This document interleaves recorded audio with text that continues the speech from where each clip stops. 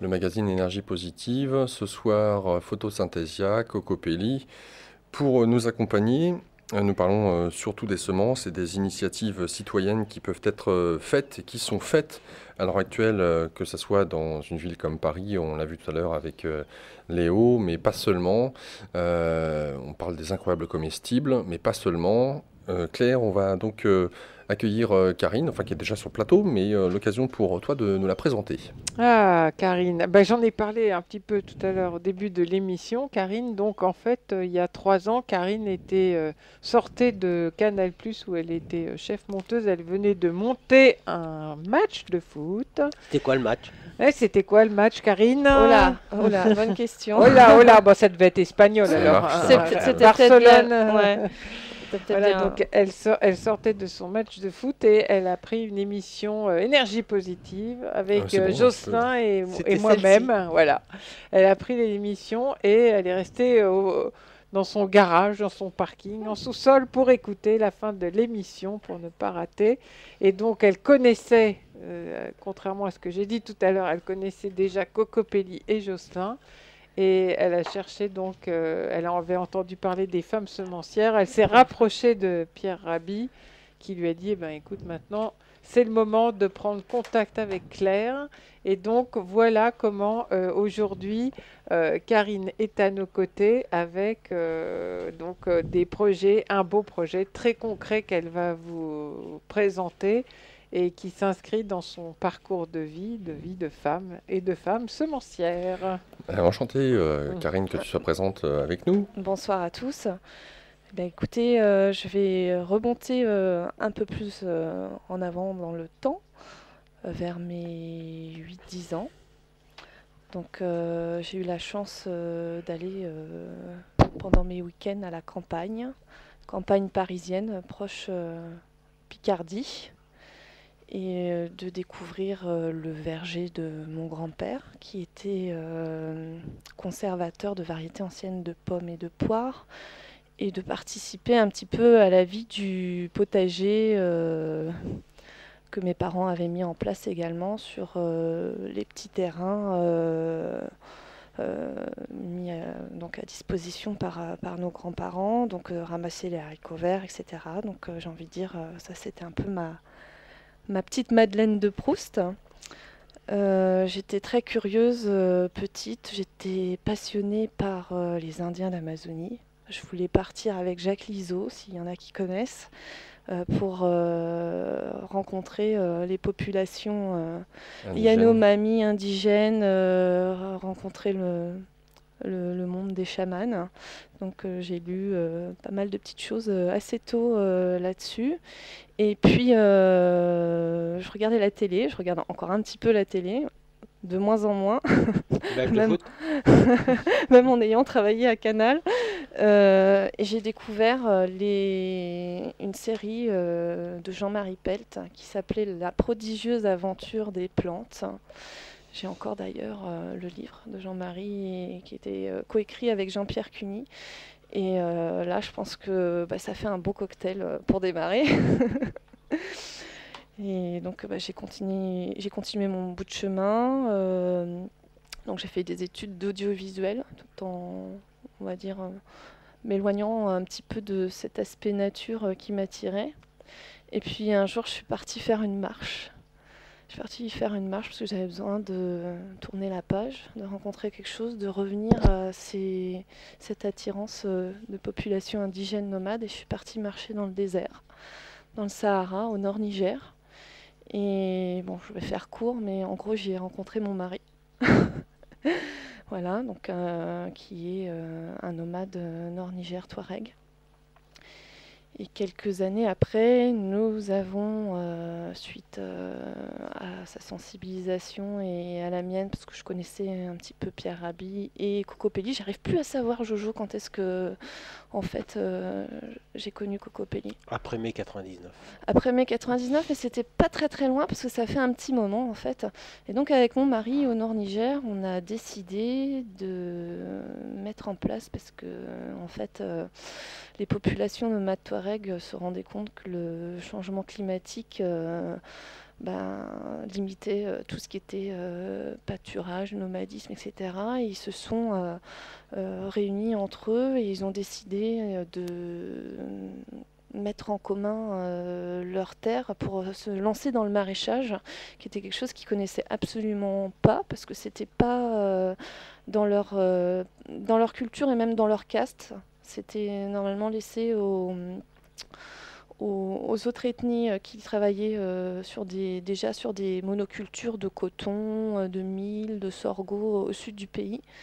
Et donc, au nord Niger, près d'Agadez, pas très loin d'Azel, on avait en fait cette belle bande de 22 km qui était chaque année immergée et donc, dont les limons se déposaient. Donc on avait un magnifique sol de 22 km et on a voulu tenter une aventure d'agroécologie. Et il se trouvait à ce moment-là que Pierre était pas très très loin, Pierre Rabhi, et lançait un projet de spiruline pour faire de la spiruline dans le coin. Et tout ça, ça a été freiné malheureusement par la situation qui s'est dégradée dans toute la bande sahélienne. C'est encore le cas. Donc tout le projet de vie, d'agroécologie, etc. envolé. Donc moi j'ai repris l'avion pour Paris. Lui m'a rejoint après et on a donné naissance à nos 2 petites filles. Donc ça a été un break à ce niveau-là. Parallèlement, ce que j'ai oublié de dire, c'est que je continuais toujours à monter mes matchs de foot et mes émissions sportives. 15 ans de montage derrière la table de montage, l'ordinateur, etc.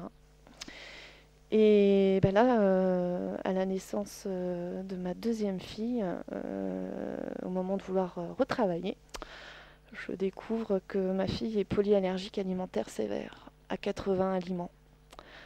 Donc là, ma fille m'envoie un message très fort, quelque chose que j'avais déjà un petit peu perçu en prenant conscience de la terre, de l'importance des semences, vu que Cocopelli, sur le projet agroécologique au Niger, nous avait fourni un carton de semences. On a fait partie du programme des premiers, pratiquement, pour le programme Semences sans frontières. J'avais une évidence devant moi. Ma fille me lançait un message très fort me disant maman, tu vois, notre société est malade, je refuse de manger ce qui se passe en ce moment, toute l'agro-industrie, etc. Je suis allergique alimentaire à 80 aliments. Donc moi, évidemment, je m'arrête de travailler pour pouvoir la nourrir. Je l'allaitais, j'ai repris un allaitement, j'ai changé mon alimentation aussi, qui était déjà assez consciente à l'époque, mais il a fallu que je change pas mal de choses.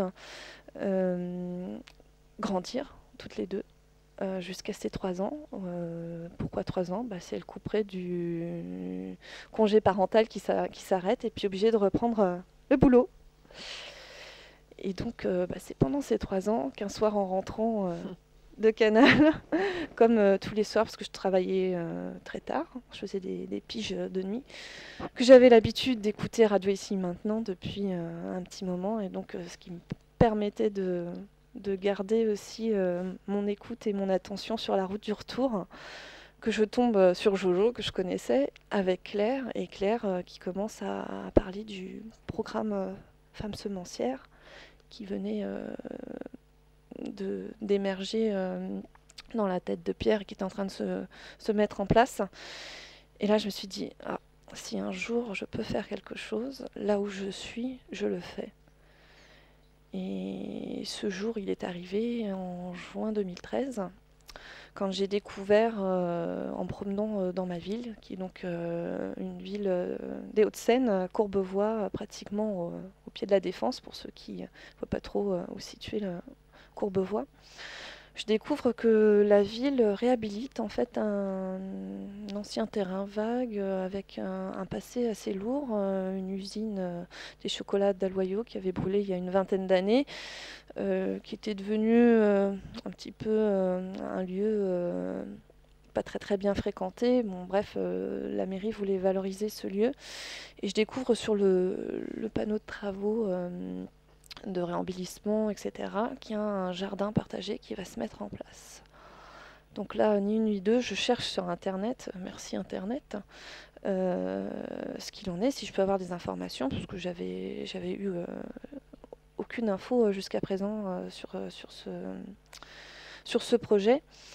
Et je découvre que, en fait, c'était mois de mai, qu'au mois de juin, une réunion d'information se met en place pour constituer en fait un groupe pour lancer le projet de jardin partagé.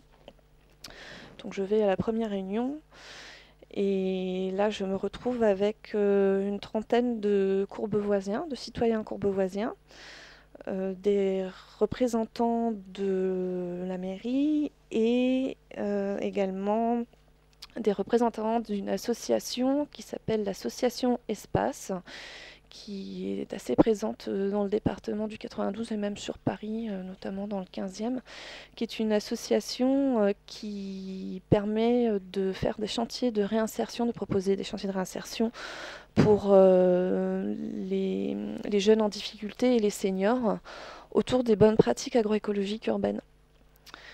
Et donc j'apprends qu'en fait le projet est parti d'une feuille blanche avec une concertation des courbevoisiens et que les courbevoisiens, à partir d'un souhait bien précis, a mis en place avec la mairie et cette association qui avait remporté en fait, on va dire, l'étude de marché pour l'association de réinsertion, la mise en place d'un jardin de 450 mètres carrés en jardin partagé avec une trentaine de parcelles individuelles, une mare, 100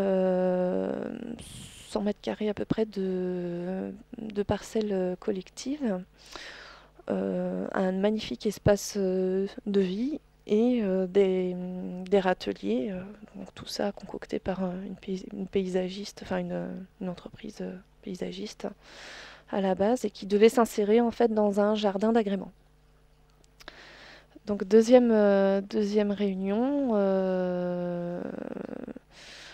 présentation des plans, présentation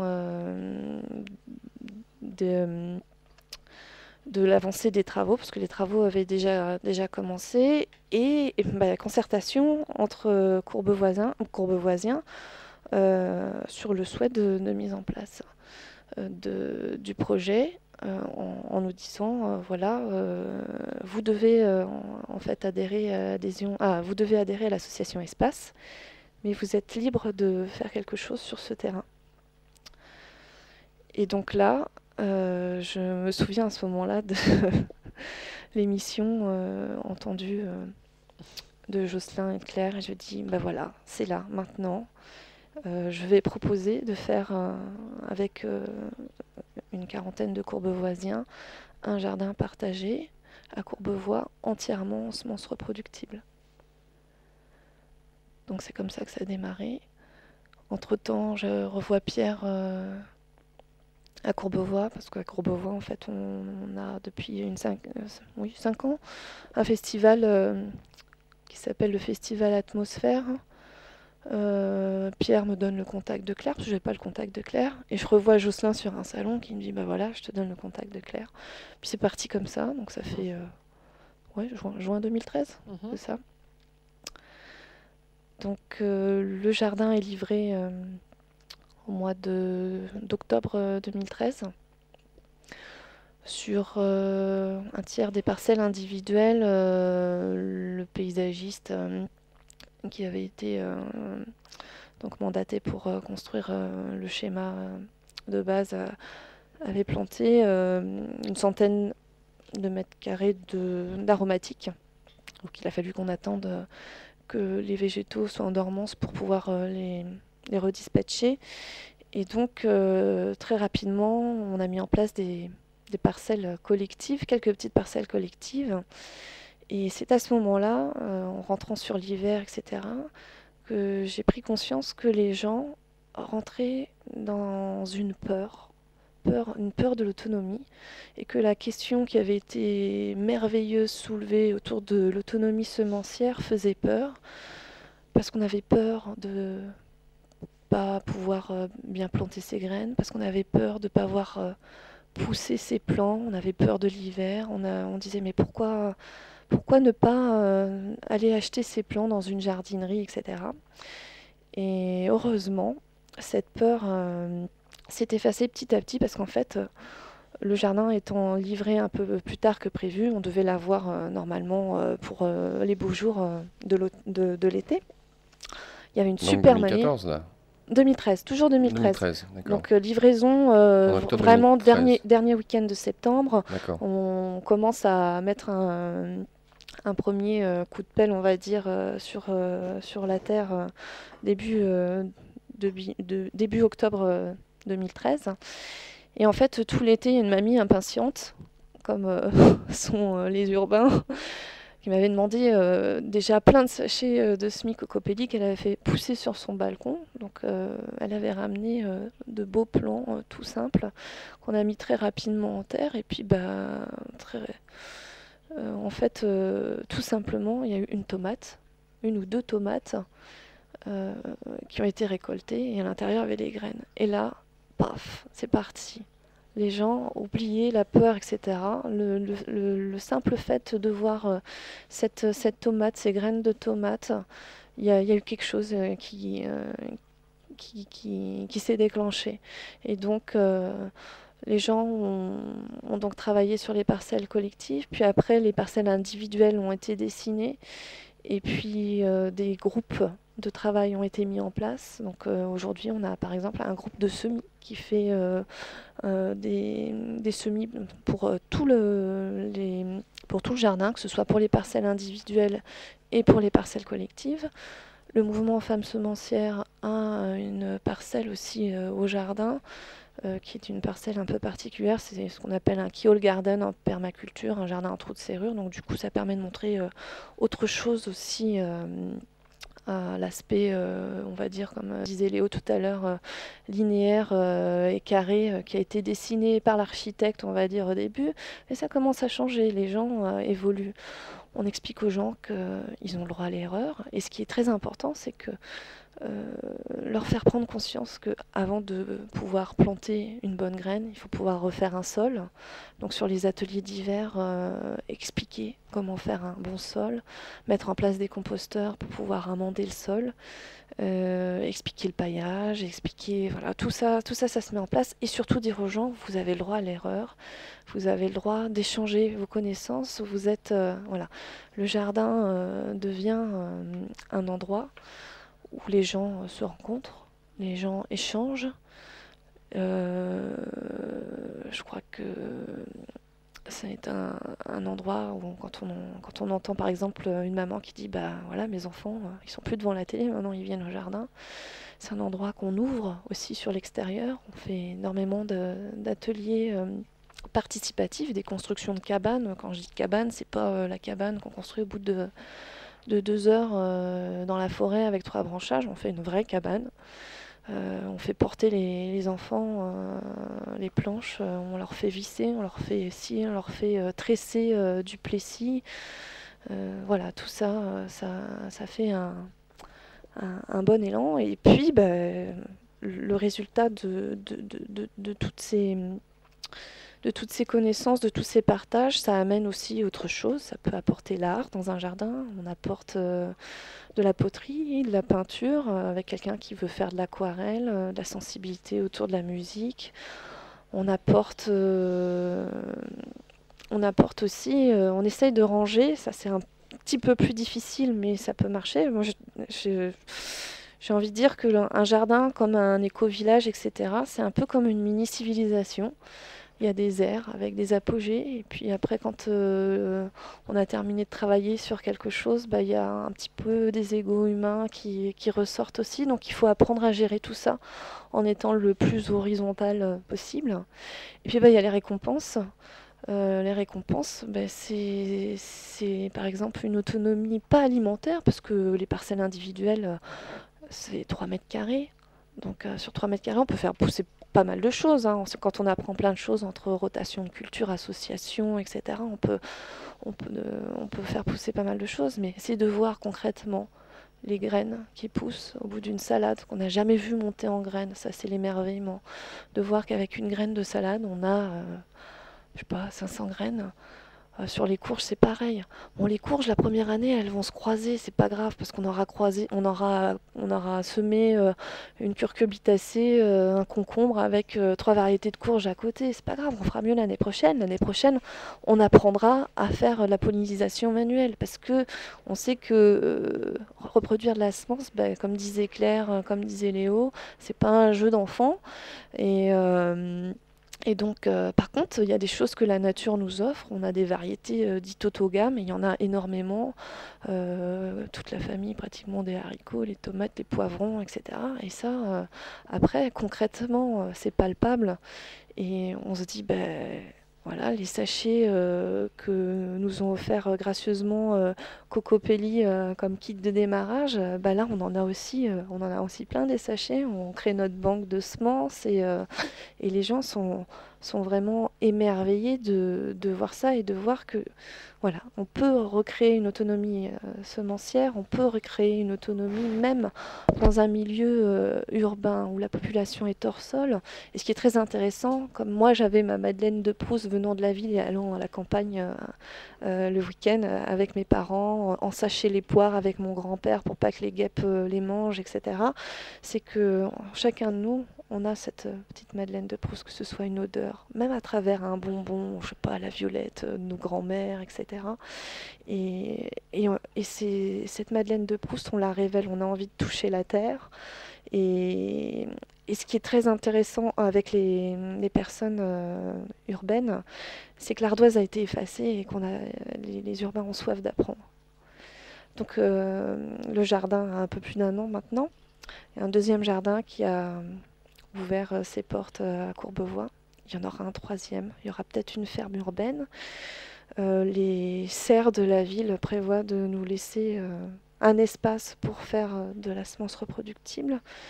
Ils aimeraient bien que toutes les variétés potagères de la ville soient en semence reproductible. Ils nous suivent, ils nous accompagnent là-dessus.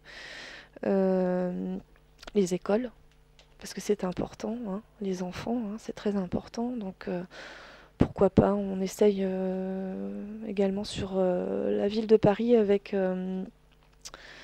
Claire et le mouvement Femmes Semencières des prototypes de Key Hall Garden dans les écoles. Qu'est-ce que c'est ? Donc le fameux jardin en trou de serrure. Donc en fait c'est un 2 en 1. Léo en a fait d'ailleurs sur la petite ceinture aussi, qui est un jardin circulaire en but de permaculture avec en son centre un composteur. Et donc tout ça s'alimente, ça travaille tout seul. Donc quand on est sur du sol, en plus c'est génial, on a tous les vers de terre, toute la vie qui remonte et qui bosse. Mais même hors sol, la vie peut venir et ça nécessite très peu d'arrosage. C'est un jardin qui est à hauteur des enfants, circulaire, donc ça permet aussi aux instituteurs, etc., de bien pouvoir travailler. Ça recrée du lien entre les parents et les enfants qui viennent le matin apporter les déchets pour le compost. Les enfants s'occupent de leur plantation. C'est pareil, quand on est en semence reproductive, on voit l'évolution de la plante jusqu'à la graine, on peut récolter. On apprend la valeur du sol, que le sol... c'est pas seulement du terreau, que le terreau ce n'est qu'un support de vie et que le terreau il faut l'ensemencer par la vie. Donc d'ailleurs on a la chance d'avoir aussi en région parisienne quelques îlots qui nous apprennent à apprécier la valeur du sol. Je voulais citer notamment un endroit assez particulier qui s'appelle Air Urban à Courbevoie, à Colombes. Ça commence par un C, c'est pareil, c'est pas loin, on est voisins.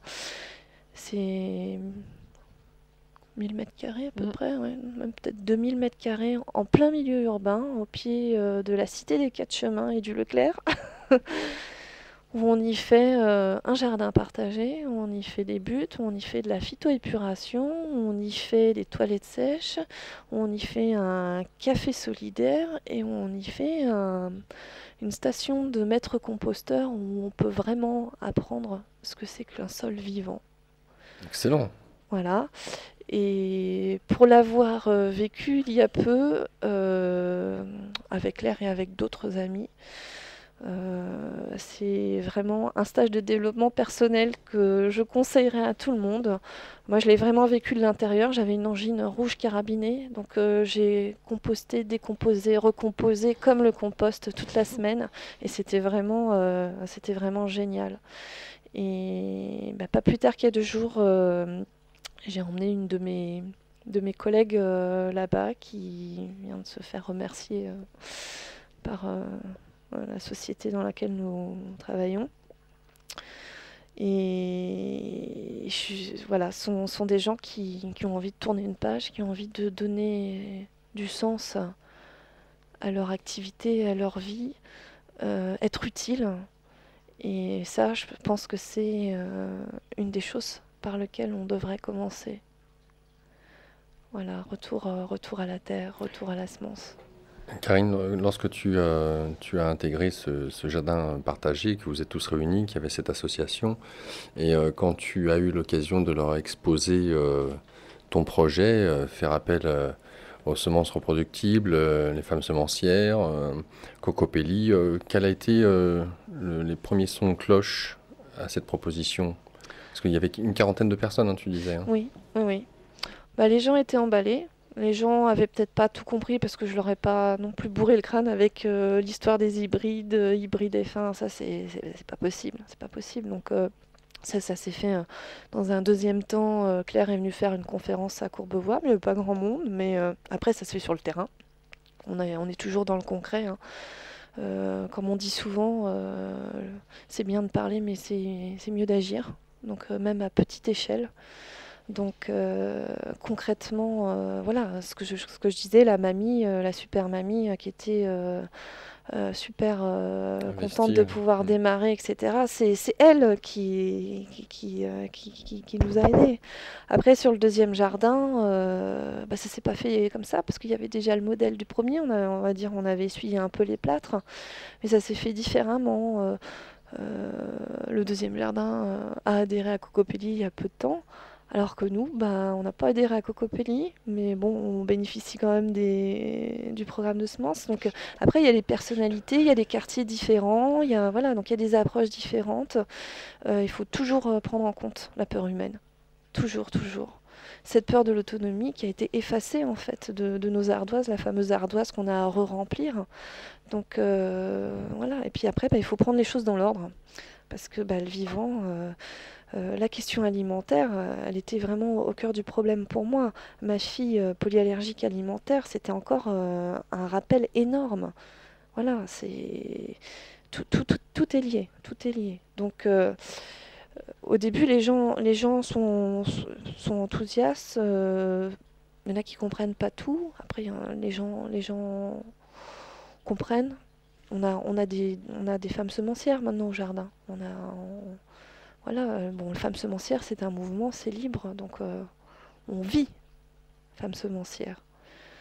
Il y a d'autres personnes qui vivront pas, peut-être pas jusqu'au bout, mais enfin, tout ce que j'ai vu en tout cas sur les parcelles individuelles, c'est que j'ai pas vu une seule parcelle où il n'y avait pas au moins un plant monté en graines et où on m'a pas rapporté des graines. Est-ce qu'il y a un blog, des photos, peut-être des morceaux de films, de vidéos qui sont faites, qui pourraient justement inspirer d'autres communes, comme entre Colombes et Courbevoie, il n'y a pas que l'Île-de-France en même temps, et de servir de modèle dans ce sens-là, que ce soit pour les municipalités ou pour justement des personnes ou des associations qui ont l'occasion d'avoir, tiens, une parcelle d'un futur jardin partagé. Alors ça se fait, du bouche à oreille. Par les médias aussi, parce que les médias ont entendu parler de ce jardin qui était un peu spécial et qui faisait de la semence reproductible, acté par la ville aussi. Donc, pas plus tard qu'aujourd'hui, j'ai une personne du conseil général, non régional, je sais jamais, qui m'a appelé parce qu'ils veulent mettre en place un jardin partagé à La Défense et à Bois-Colombes, et donc ils me demandent des conseils. On a des gens aussi qui arrivent, qui me disent ah, on a entendu parler d'eux, donc on vient voir le Kihol, on vient voir le jardin. Donc ça se fait. On a aussi le ministère qui dit tiens, c'est un jardin qui est assez intéressant, pourquoi pas le classer jardin remarquable. Bon, ça, après, ça c'est mettre un jardin dans des cases, j'ai envie de dire administratives peut-être, mais effectivement qui peut servir de modèle et semer sur d'autres jardins. La ville de Courbevoie, là, je pense qu'elle est partie. Après, c'est vrai que c'est intéressant de pouvoir partager les expériences qui sont faites à côté. À Colombes, il y a plein d'îlots comme ça, que ce soit Air Urban, voilà, il y en a d'autres. Il y a des espaces nature avec du compostage qui est déjà bien avancé dans la ville de Colombes. À Courbevoie, le compostage, c'est en train de se mettre en place. Voilà, donc c'est relié aussi tous ces îlots et puis on a des gens, on a de plus en plus de gens aussi qui viennent au jardin en disant bah moi je fais mon jardin et puis j'utilise des semences cocopelli. Ça avant je l'entendais pas forcément, mais les gens sont de plus en plus conscients de ça. Donc après, est-ce que c'est un genre de population qui vient nous voir euh, pa- parce que voilà ils sont déjà un peu au courant de ça, je ne sais pas. Mais le jardin est ouvert, on fait une porte ouverte tous les samedis matins de 10 à 12. Donc qui est ouverte au public. Donc tous les samedis matins, des permanences sont effectuées par les jardiniers bénévoles, parce que nous sommes tous bénévoles, nous sommes tous courbevoisiens bénévoles. Et donc ça permet aux gens de l'extérieur, courbevoisiens ou autres, de découvrir ce qui se fait et ce qu'il est possible de faire. Claire? Ah bah c'est une belle expérience et en plus qui est la plus proche de chez moi, donc ça me permet quand même d'aller mettre un peu les mains dans la terre à la hors-sol que je suis depuis bien longtemps, même si j'ai commencé mon compte à rebours pour retourner vers la terre qui devrait se situer dans 3 ans. Voilà, donc c'est un enchantement à chaque fois que je vais là-bas. Il y a une énergie dans ce jardin qui est tout à fait exceptionnelle. Il y a beaucoup de joie et les choses se font de façon quasi naturelle, quoi. On sent il y a pas de hiérarchie, il n'y a pas d'ordre, il y a une confiance qui règne, et il y a quelque chose qui est là. J'ai vu une dame qui avait vraiment des gros problèmes de santé qui venait là et qui se régénérait.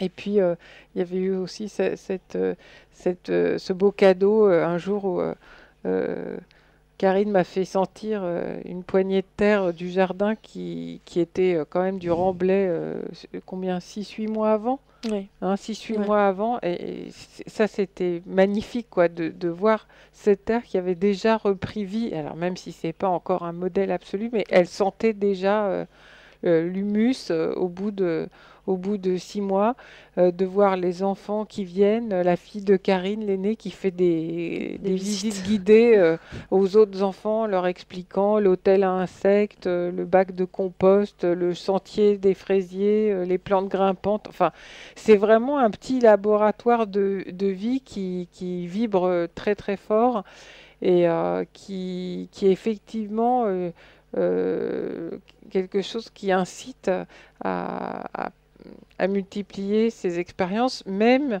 si je suis parfaitement consciente que Karine y est pour beaucoup parce qu'elle est un vrai moteur. Et donc à chaque fois que quelqu'un me parle de démarrer une expérience, j'ai une conversation poussée parce que c'est joli de vouloir commencer quelque chose. Une bonne intention, c'est toujours louable et nécessaire, mais c'est pas suffisant. Karine, elle avait déjà des connaissances, elle se forme beaucoup, elle expérimente beaucoup, elle est humble par rapport à ce qu'elle fait et elle apprend aussi de ses erreurs. Donc c'est quelque chose, la posture de l'humain moteur d'un projet est absolument primordiale pour démarrer quelque chose. Et c'est Léo qui en parlait tout à l'heure de ces urbains qui veulent se lancer, qui vont faire une semaine de formation en permaculture et le diplôme en poche, qui se lancent. Et là, on n'est pas vraiment dans, ouais, on n'est pas vraiment dans du durable, hein. On est dans quelque chose qui risque de flancher. Mais bon, voilà, l'expérience de Courbevoie est vraiment intéressante parce que au fur et à mesure, ils sont intégrés des techniques qui Et en s'avèrent très peu de temps, vertueuses, hein. voilà, en très peu de temps. Et c'est voilà, c'est une expérience qui sert de vitrine et qui est très intéressante pour nous, quoi.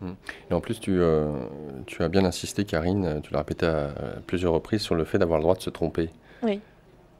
C'est aussi symptomatique un peu de nos sociétés, hein. Quoi qu'on fasse, quoi qu'on entreprenne, de ne pas avoir le droit de se planter, Oui. c'est le cas de le dire. Ouais, mais c'est vrai que maintenant, de toute façon, on voit bien qu'on apprend tellement plus finalement de ces expériences qui sont pas complètement abouties. Enfin, moi, c'est aussi ça qui faisait que quand je disais tout à l'heure que me suis tellement ennuyée en classe, c'est que réussir, on fait plaisir à quelqu'un d'autre, et puis voilà, voilà, enfin, moi, je sentais pas pourquoi, et pourquoi les, ce qui correspond pas au schéma et c'était pas entendu, parce que là aussi, je veux dire, on peut aussi faire des choses qui sont faites différemment et avoir d'autres expériences qui sont aussi valorisantes, et on peut pas se tromper sur la semence. Là, on est bien d'accord, on va pas se tromper de semence, mais après, une expérience qui est pas tout à fait orthodoxe peut déboucher sur des grandes choses. D'ailleurs, je pense qu'il y a beaucoup de choses qui ont été trouvées comme ça, découvertes au hasard d'une erreur, entre guillemets. Et c'est un champ d'expérience vraiment intéressante pour tout ce qui n'est pas complètement orthodoxe et qui débouche sur la vie. Et à partir du moment où ça débouche sur quelque chose de vivant et d'enthousiasmant, ça a tout lieu d'être et d'exister. Qu'est-ce que ça te donne comme aspiration, Karine? Peut-être, je sais pas, hein, ça a peut-être pu nourrir chez toi des envies Alors, autres. ce que j'ai pas dit tout à l'heure, en fait, cette conscience que j'ai en fait depuis que je suis toute petite et que j'ai envie de révéler depuis allez, presque 20 ans, euh, je la vis en ce moment comme une véritable transition, comme je pense beaucoup de personnes en ce moment. Euh, pour être franche, moi j'ai fait un burn-out à mon entreprise en mois de février. Donc avant de faire mon burn-out, j'ai essayé de faire les deux, c'est-à-dire un boulot en horaire décalé et puis essayer de me revitaliser, de me ressourcer dans cette chose qui pour moi était essentielle. Et puis bah, mon corps m'a rappelé à l'ordre. Ma fille m'a rappelé à l'ordre, parce que ma fille a été très malade pendant l'hiver. Mon mari était à l'autre bout du monde à ce moment-là. Et donc là, ça a été le grand stop, la triple cerise sur le gâteau, on va dire. Et donc là, je me suis dit, c'est fini. C'est fini. Je veux plus être dans quelque chose d'alimentaire, T-A-I-R-E, du verbe se taire. Je veux vraiment passer dans quelque chose d'alimentaire, T-E-2-R-E. La terre que l'on touche, mais la terre qui a du sens. Et je pense que si justement on arrive à dépasser ses peurs, à, à aller jusque-là, je pense qu'il faut y aller. Faut y aller. Donc voilà, donc là, j'ai envie de dire, je suis en train de tourner une page.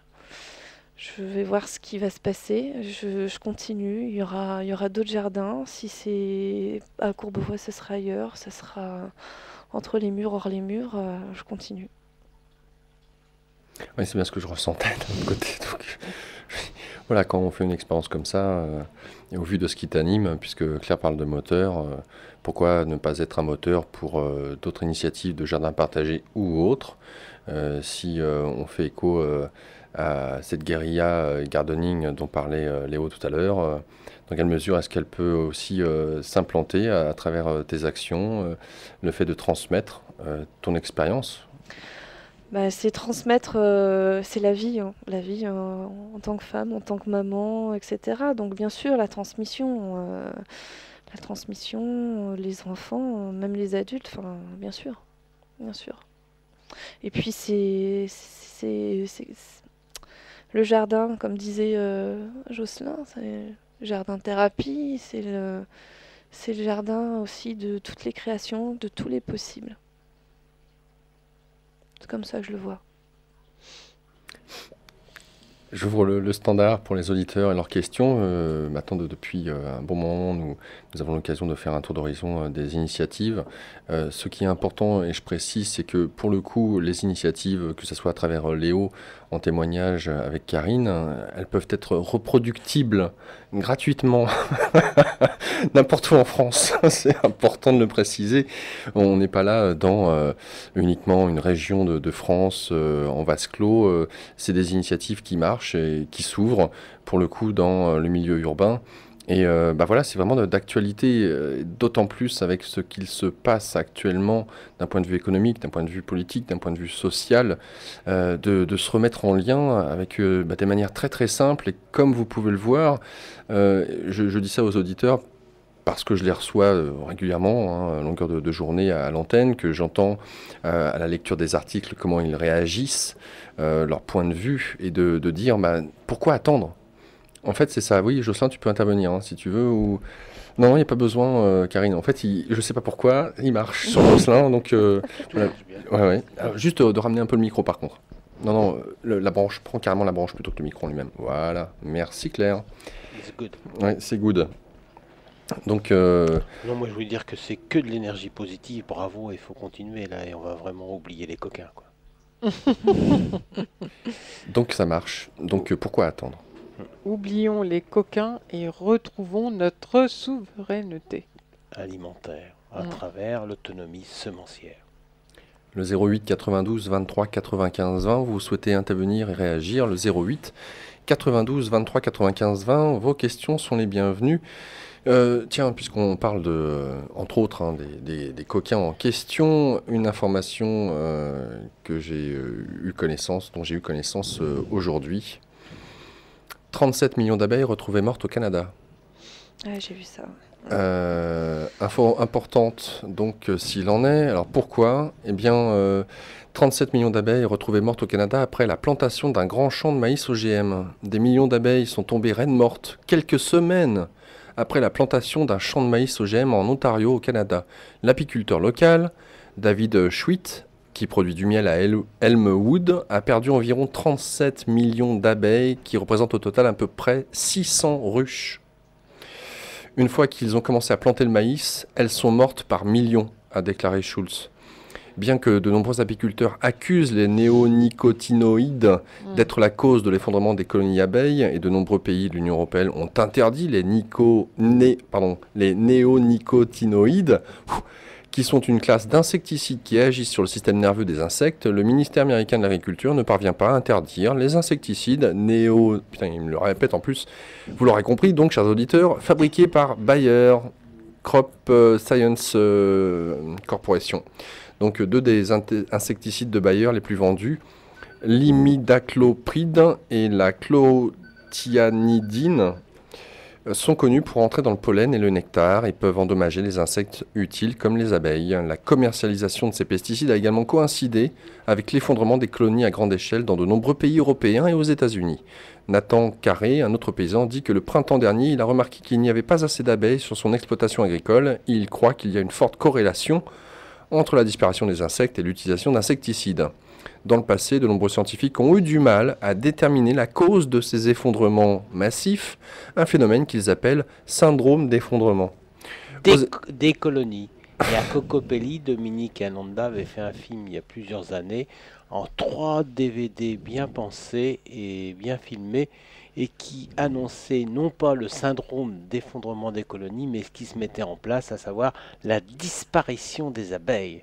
En filmant, que ce soit en Suisse, en France ou aussi en Californie, où les camions de 38 tonnes amènent des ruches pour alimenter les amandiers. Alors, 2 questions.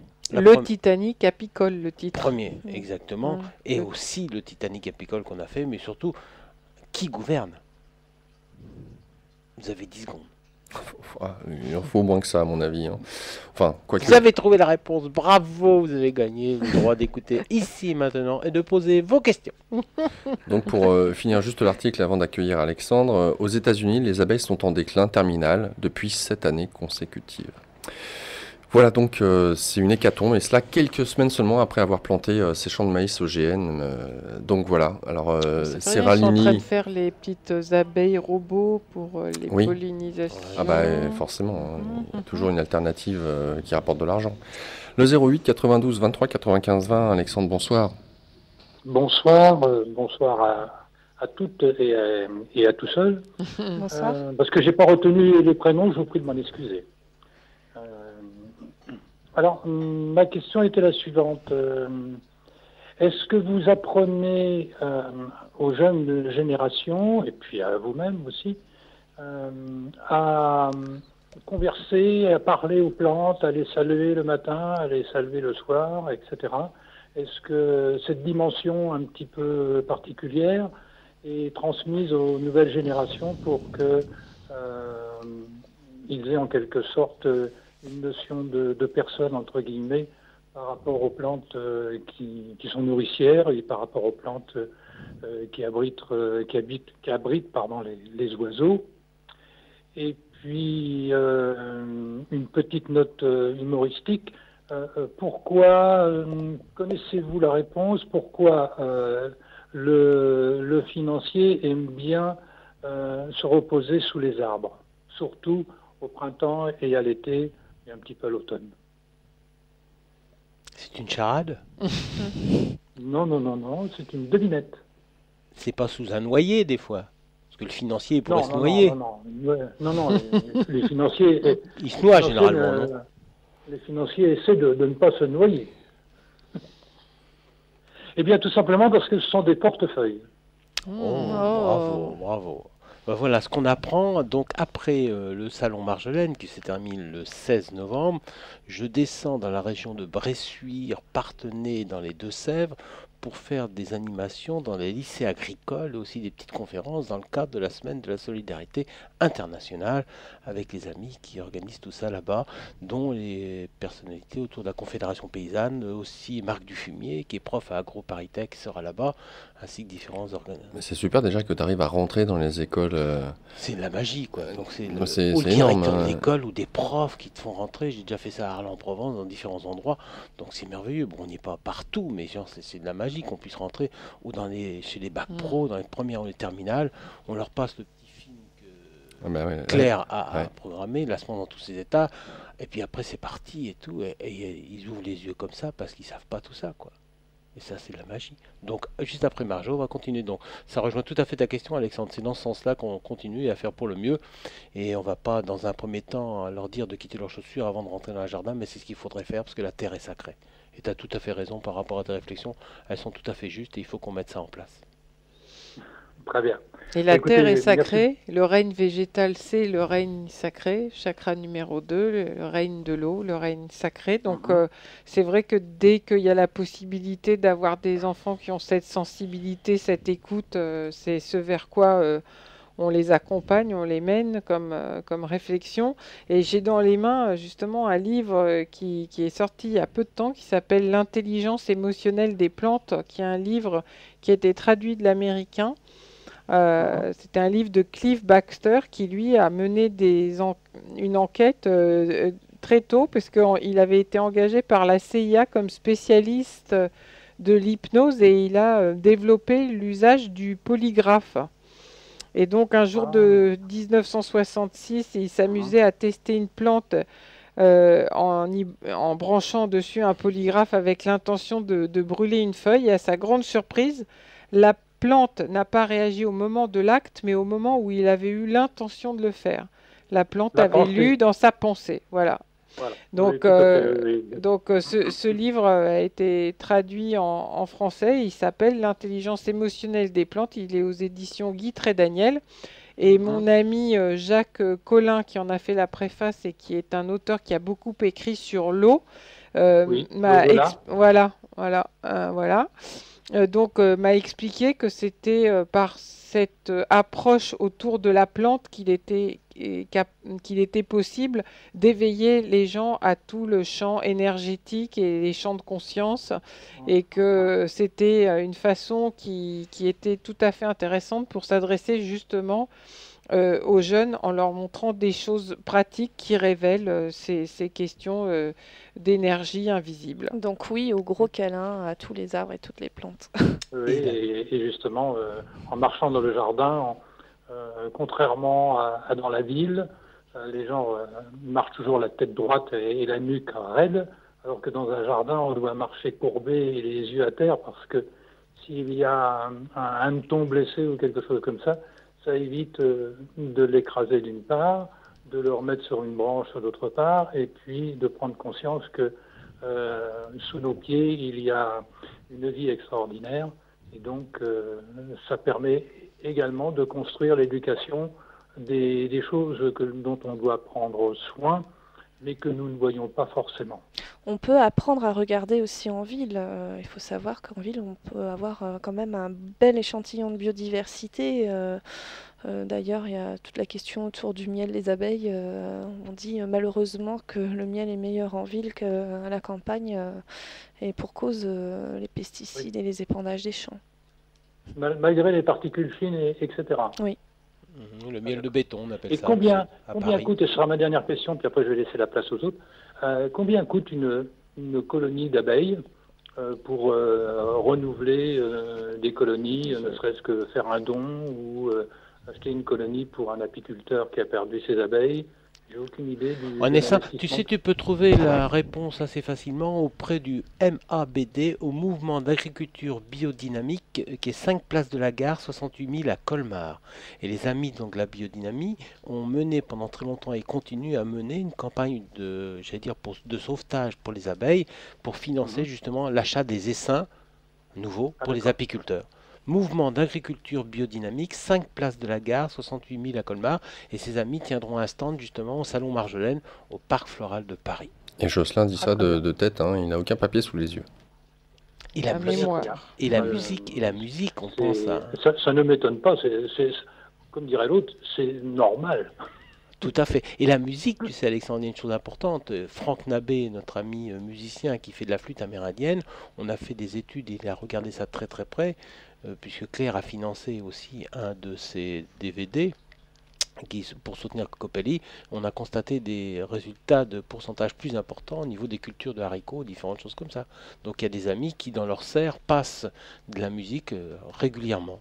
Et de la méditation. Très bien. La musique pour les plantes.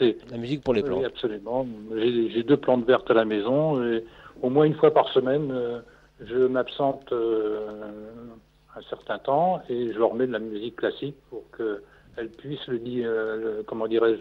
l'entendre sans qu'elle soit dérangée. Voilà, donc même au niveau des légumes, on constate des petites choses, et je pense à un ami américain qui s'appelle Isaac Tigret qui avait fait des choses très importantes à ce sujet-là au niveau de la musique pour les plantes.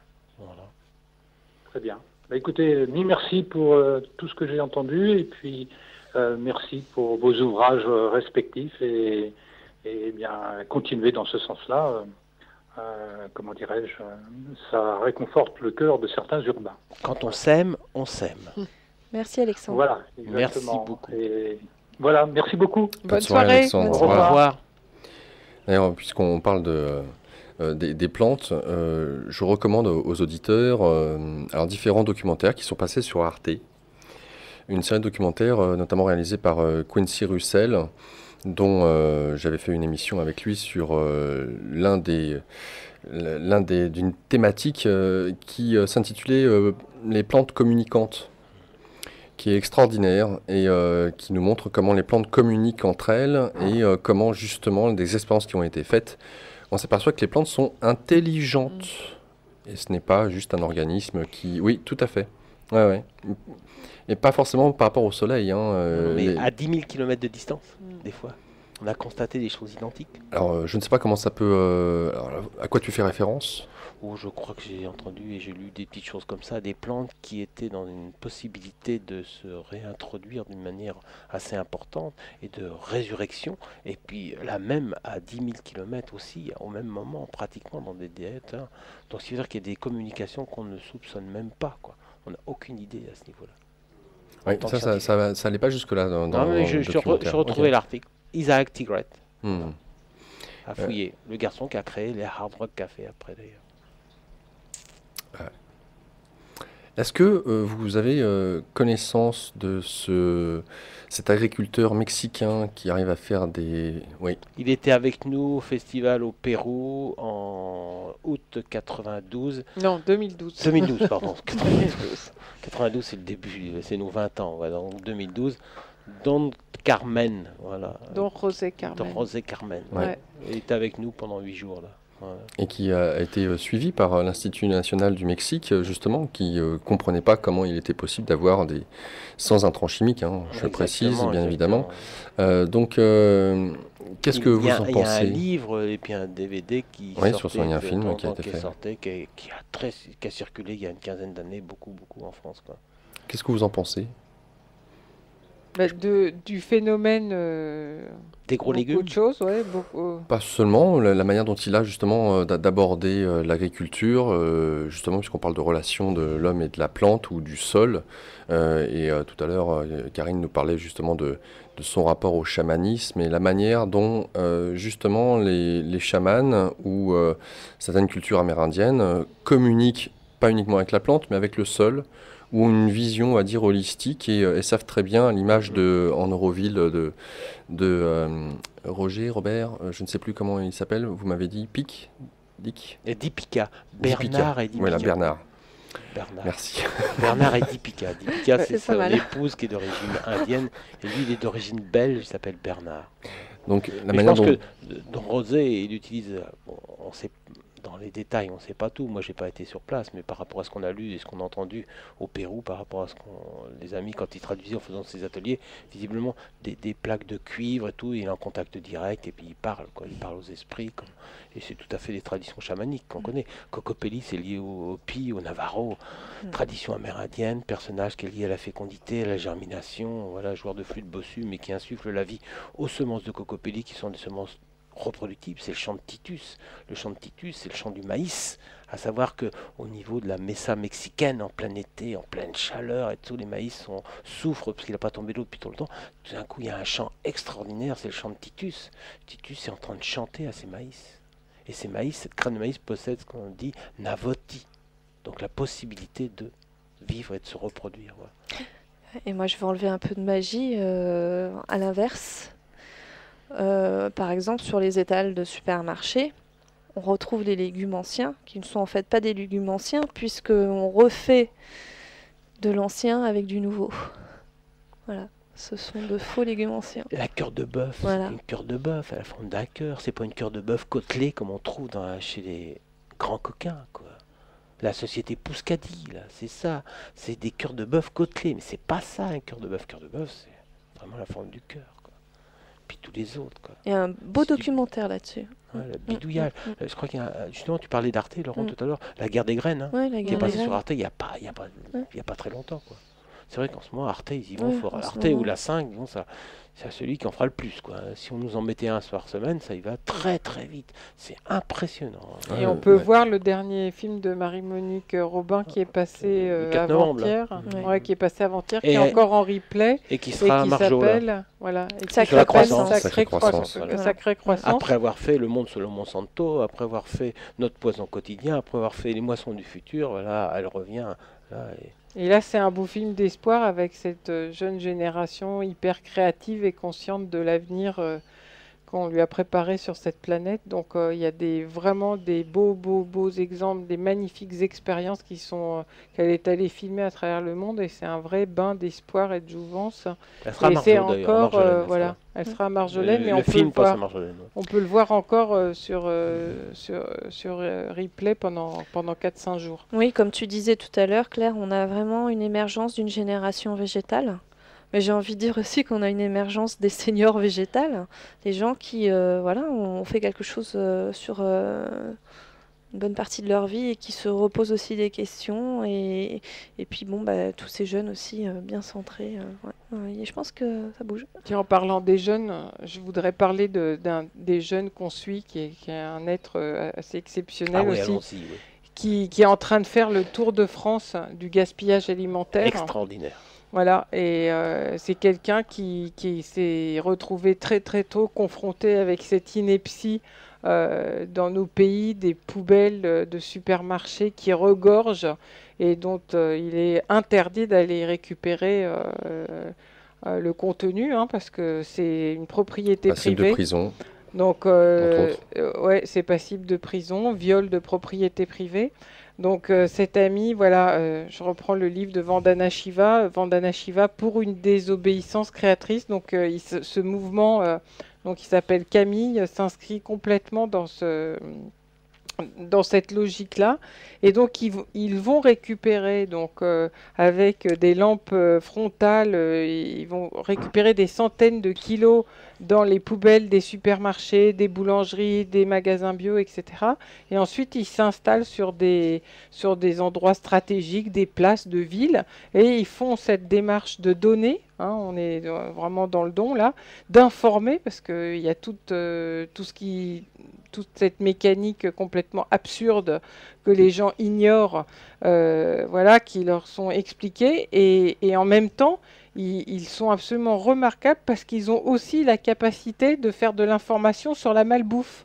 Donc surtout le délire du système, quoi. On produit mal, on produit trop, on jette, les gens meurent de faim, tombent malades. Donc c'est des vrais virtuoses de l'information juste. Ils ont affaire à des publics complètement variés parce que ce qui les intéresse, c'est surtout d'éveiller à cette question des gens qui ont de quoi manger. Alors évidemment, ils vont donner à tout le monde, mais ils sont en train de faire ce tour de France que je trouve remarquable pour éveiller tout le monde. Ça s'appelle le Gaspi Tour, donc le Gaspi pour gaspillage Tour, et ils ont besoin de soutien, et ils sont en train de... Je ne sais pas si tu l'as trouvé, il faut taper... Les gaspilleurs. Les Gaspi. Les gars... Les gars, et après, les gars pilleurs. les gars apostrophe pilleurs. Pilleurs. Les gars pilleurs, ça veut dire les gaspilleurs. Et ça, c'est un mouvement de jeunes aussi qui demandent rien à personne, qui sont dans la désobéissance et l'illégalité. Mais il semblerait quand même que les mouvements, pardon, pas les, voilà, Bravo. c'est ça. Et il faut peut-être aller sur lesgaspilleurs.org. Ouais. Deuxième onglet. Ouais, le deuxième onglet, le gaspilleur.org. Voilà, là. Et là, on doit tomber sur le Gaspitour. Non, je n'ai pas les gaspilleurs au festival Festbook. Non, c'est au-dessus. Non, c'est... Alors, il faut retourner... Blog inactif, rendez-vous sur... c'est lesgaspilleurs.org, en fait. S'il n'est pas actif, tu peux le retaper. Parce que là, il y a la carte de France avec toutes les dates des villes dans lesquelles ils vont faire... voilà, et tu as le Gaspitour un tout petit peu dans la barre du haut, à droite encore, Non, le Gaspitour. voilà, c'est ça. Et là, donc il y a sur cette page-là tout ce qui la carte de France encore un petit peu plus bas avec les différentes villes, voilà, et les dates. Le prochain c'est dit. Voilà, le prochain c'est dit. Voilà, ils étaient à Grenoble. Voilà. Et ils sont allés à Genève. Et Lyon, Genève, à Grenoble, Genève, Die. ils ont vécu une expérience tout à fait intéressante parce que ils ont récupéré des gâteaux en forme de courge là, qui ont été faits pour Halloween. Donc c'était des gâteaux emballés, etc. Date limite de consommation 2015, mais une fois Halloween passé, ça se vend plus, donc ils en ont récupéré des dizaines de kilos. De la viande, des céréales, date limite de consommation dépassée, pas dépassée, enfin, c'est c'est inimaginable, quoi. Dans une société où il y a des gens qui ont faim, qui n'ont pas de quoi manger, de s'imaginer que les poubelles regorgent, et sans compter, évidemment, les populations 36 000 enfants meurent de de faim faim par jour. 36 000. est détruit. Ben, le peuplier tremble est un arbre qui toutes les racines sous la terre survivent et toute la forêt repousse. Et dit voilà, vous pouvez détruire la forêt en entier par un incendie et il y a quelque chose qui survit. Et c'est pareil, mon David O'Neill, c'est un généticien. Alors, il y a surtout des images, mais donc voilà, il y a un projet de film qui est en cours de réalisation apparemment. Donc on voit les différentes actions de ces gaspilleurs, les gars spieurs. Voilà. Donc les gars GARS apostrophe pilleur et donc le gaspi apostrophe tour. Et il y a un programme Kiss Bank Bank pour les soutenir pendant leur tour et pour ensuite pouvoir réaliser le film de leur tournée et le proposer à des distributeurs parce que c'est un problème colossal aussi. Et ce qui est vraiment bien, c'est qu'ils arrivent à voir toutes les facettes du système, quoi. L'impact sur la santé, l'impact sur l'économie, l'impact sur la destruction des sols, ils voient tout, quoi. Et c'est extraordinaire comment je trouve, ils ont cette conscience qui est si globale, si éveillée. Donc c'est un beau projet aussi, enfin, qui ne devrait pas exister, hein, parce que c'est pour mettre à jour et informer sur un délire total, mais il faut en passer par là, il faut informer, il faut informer, il faut informer. Donc ça c'est une chose. Alors je voulais voilà, pour informer en même temps, j'en profite. Et du coup, ouais, c'est parti chez Laurent, j'ai vu. Oui, je voulais vous faire part aussi peut-être de cette information. Bon, ça date du 3 septembre. J'imagine peut-être Claire que tu en as eu connaissance. C'était paru sur Bastamag. Un premier village des alternatives s'installe en Île-de-France. C'était donc le 20 et 21 septembre. Un village des alternatives écologiques et sociales appelé Alternatiba s'installe en banlieue parisienne sur le triangle de Gonesse dans le Val d'Oise. Citoyens et élus pourront découvrir des initiatives concrètes permettant dès aujourd'hui de transformer la société et de lutter contre le dérèglement climatique en cours. Le lieu n'a pas été choisi par hasard, à savoir que le groupe Auchan souhaite y implanter un immense centre commercial, Bastamag, en tout cas était présent et relaie l'appel de ce premier Alternatiba francilien. Est-ce que vous en avez eu connaissance, Karine, Claire? Non, Ouais, moi j'ai eu l'info parce que j'étais en contact avec eux, puisque c'est né dans le sud-ouest, hein, à côté de Biarritz, Bayonne et tout ça, quoi, hein. Ils avaient fait un grand rassemblement où ils attendaient du style 3000 personnes, il y en arrivait 30 000, quoi. Ça a fait beaucoup de buzz. C'était l'année dernière, il y a un an de ça, hein. C'était très très fort. Un rassemblement très très militant, quoi, hein. Il a pris les choses à cœur, puis là j'ai entendu parler de ça, mais non, on était encore en salon pour nous. Mais c'est bien, bravo, hein. Donc de nombreuses associations signataires étaient présentes. Donc c'est l'occasion, encore une fois, peut-être de mobiliser. Complètement. Et c'est intéressant de savoir que vous n'étiez pas forcément au courant. Il y a de la ZAD, ZAD partout. Ouais. Alors il y avait du monde, hein, les associations. Donc il y avait Amis de la Terre Val d'Oise, Environnement 93, MNLE 93, Val d'Oise Environnement, AFCEL 95 Gonesse, Association de défense des habitants de l'Est du Val d'Oise, Aulnay Environnement, Bien Vivre au Tillet, Bien Vivre à Weimar, CAPAD Sud-Aulnay, Éco-Environnement, Au Val d'Oise Écologie Persan, la Vigie des Coins, le Blanc-Ménil c'est vous, le Blanc-Ménil pour vous, Alliance pour la santé Arnouville, Tout le monde de l'Est bio Arnouville, Sarcelles Environnement et Nouvelles Énergies de Villiers-le-Bel. Donc voilà, il y avait du monde.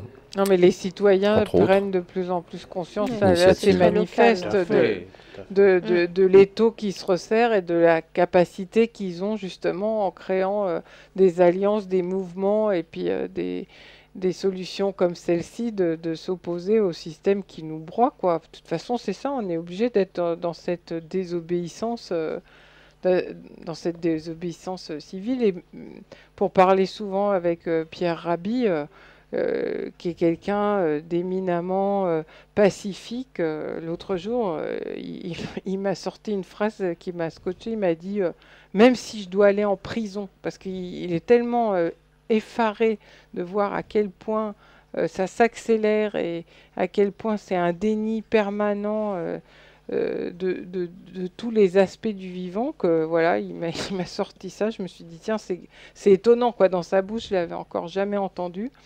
Et voilà, quoi. Tout le monde est concerné, quoi, à part l'immense minorité, toute petite minorité qui crée cette situation. Tout le monde est concerné. Je veux dire, même les gens qui sont maintenant pas encore concernés par leurs revenus, au niveau de la santé, ils le sont. Parce que quelle est la famille qui est plus touchée par une pathologie lourde sur des jeunes enfants? Il n'y en a pratiquement plus, quoi. Moi, je suis effarée quand je vois, j'ai ma fille qui est au lycée. Quand je vois le nombre de pathologies dans ses amis proches, je suis littéralement effondrée, quoi. Je veux dire, moi j'ai attendu 25 ans pour avoir un premier cas de cancer d'amis proches. Ma fille, elle a perdu un très bon ami à 4 ans. Non, à 7 ans, pardon, à 7 ans. Malade à 4 ans, il est parti à 7 ans. Et là, c'est une explosion, quoi. Même maintenant, elle me sort des noms de maladies que je connais même pas. Donc voilà, il faut vraiment reprendre en main, et tout ce que le système fait pour notre santé et notre sécurité, ça me sort par les yeux, quoi. Moi, quand on me dit pour ma santé, ma sécurité, je dis non, s'il vous plaît, j'assume ça. Et en même temps, un grand merci à eux, parce que si on en regarde bien, finalement, à travers on va dire les forces qu'ils exercent pour nous assujettir, quelque part, ils nous permettent de voir tout simplement que jusqu'à maintenant, on remettait notre propre pouvoir à une autorité, quelle qu'elle soit, et que ça nous allait bien, qu'on se comportait comme des enfants, et que maintenant, voilà, il y a ce retour à cette autonomie, et de reprendre réellement notre pouvoir en tant que citoyen, en tant qu'homme, en tant que femme. Bref, c'est tous les aspects des différents rôles que l'on incarne au quotidien, que l'on se réapproprie. Alors, pourrait-on dire, oui, il est malheureux d'en arriver là pour reprendre cette autonomie, mais d'un autre côté, c'est peut-être la mondialisation que nous vivons qui nous amène à ça, puisque tout ce qui touche une partie, un pays, une région, a des conséquences à l'autre bout du monde. Donc, grâce à Internet aussi, on en a longuement parlé, de l'importance de ces réseaux sociaux et d'Internet à l'heure actuelle, et bien de voir que voilà, ça fait boule de neige et de plus en plus rapidement. Donc, oui, les réseaux sociaux jouent vraiment un rôle très important dans ce qui se passe actuellement. Il ne faut pas l'oublier. Et puis, oui, tous ces enfants aussi qui nous rappellent qu'on est allé trop loin. On est allé beaucoup trop loin. Les études qui sortent sur les pesticides qui seraient la cause notamment de toutes les intolérances et allergies gluten. Qu'est-ce que j'ai vu récemment? Une expérience qui avait été faite aux États-Unis où on supprimait pendant une semaine tous les additifs, les compléments alimentaires dans l'alimentation des enfants, et qu'on voyait que tout ce qui était l'hyperactivité, etc., que les enfants se calmaient au bout d'une semaine. C'est énorme, c'est énorme. Et tout ça, ce sont des messages qui sont très forts. Alors Claire, des projets peut-être, on va dire, récents que tu as eu l'occasion de clore, des rencontres que tu estimes peut-être porteuses, sans pour autant qu'il y ait forcément des projets en cours, ou des projets que tu as pour Photosynthesia? Ah oui, pour l'instant, c'est vrai qu'on se concentre beaucoup sur l'histoire de la semence et du mouvement des femmes semencières, parce que c'est ce qui se déploie, et c'est le besoin qui se fait ressentir, qui est pressant, qui est urgent. Donc il y a plusieurs projets qui se développent en France, du même type que celui que mène Karine à Courbevoie.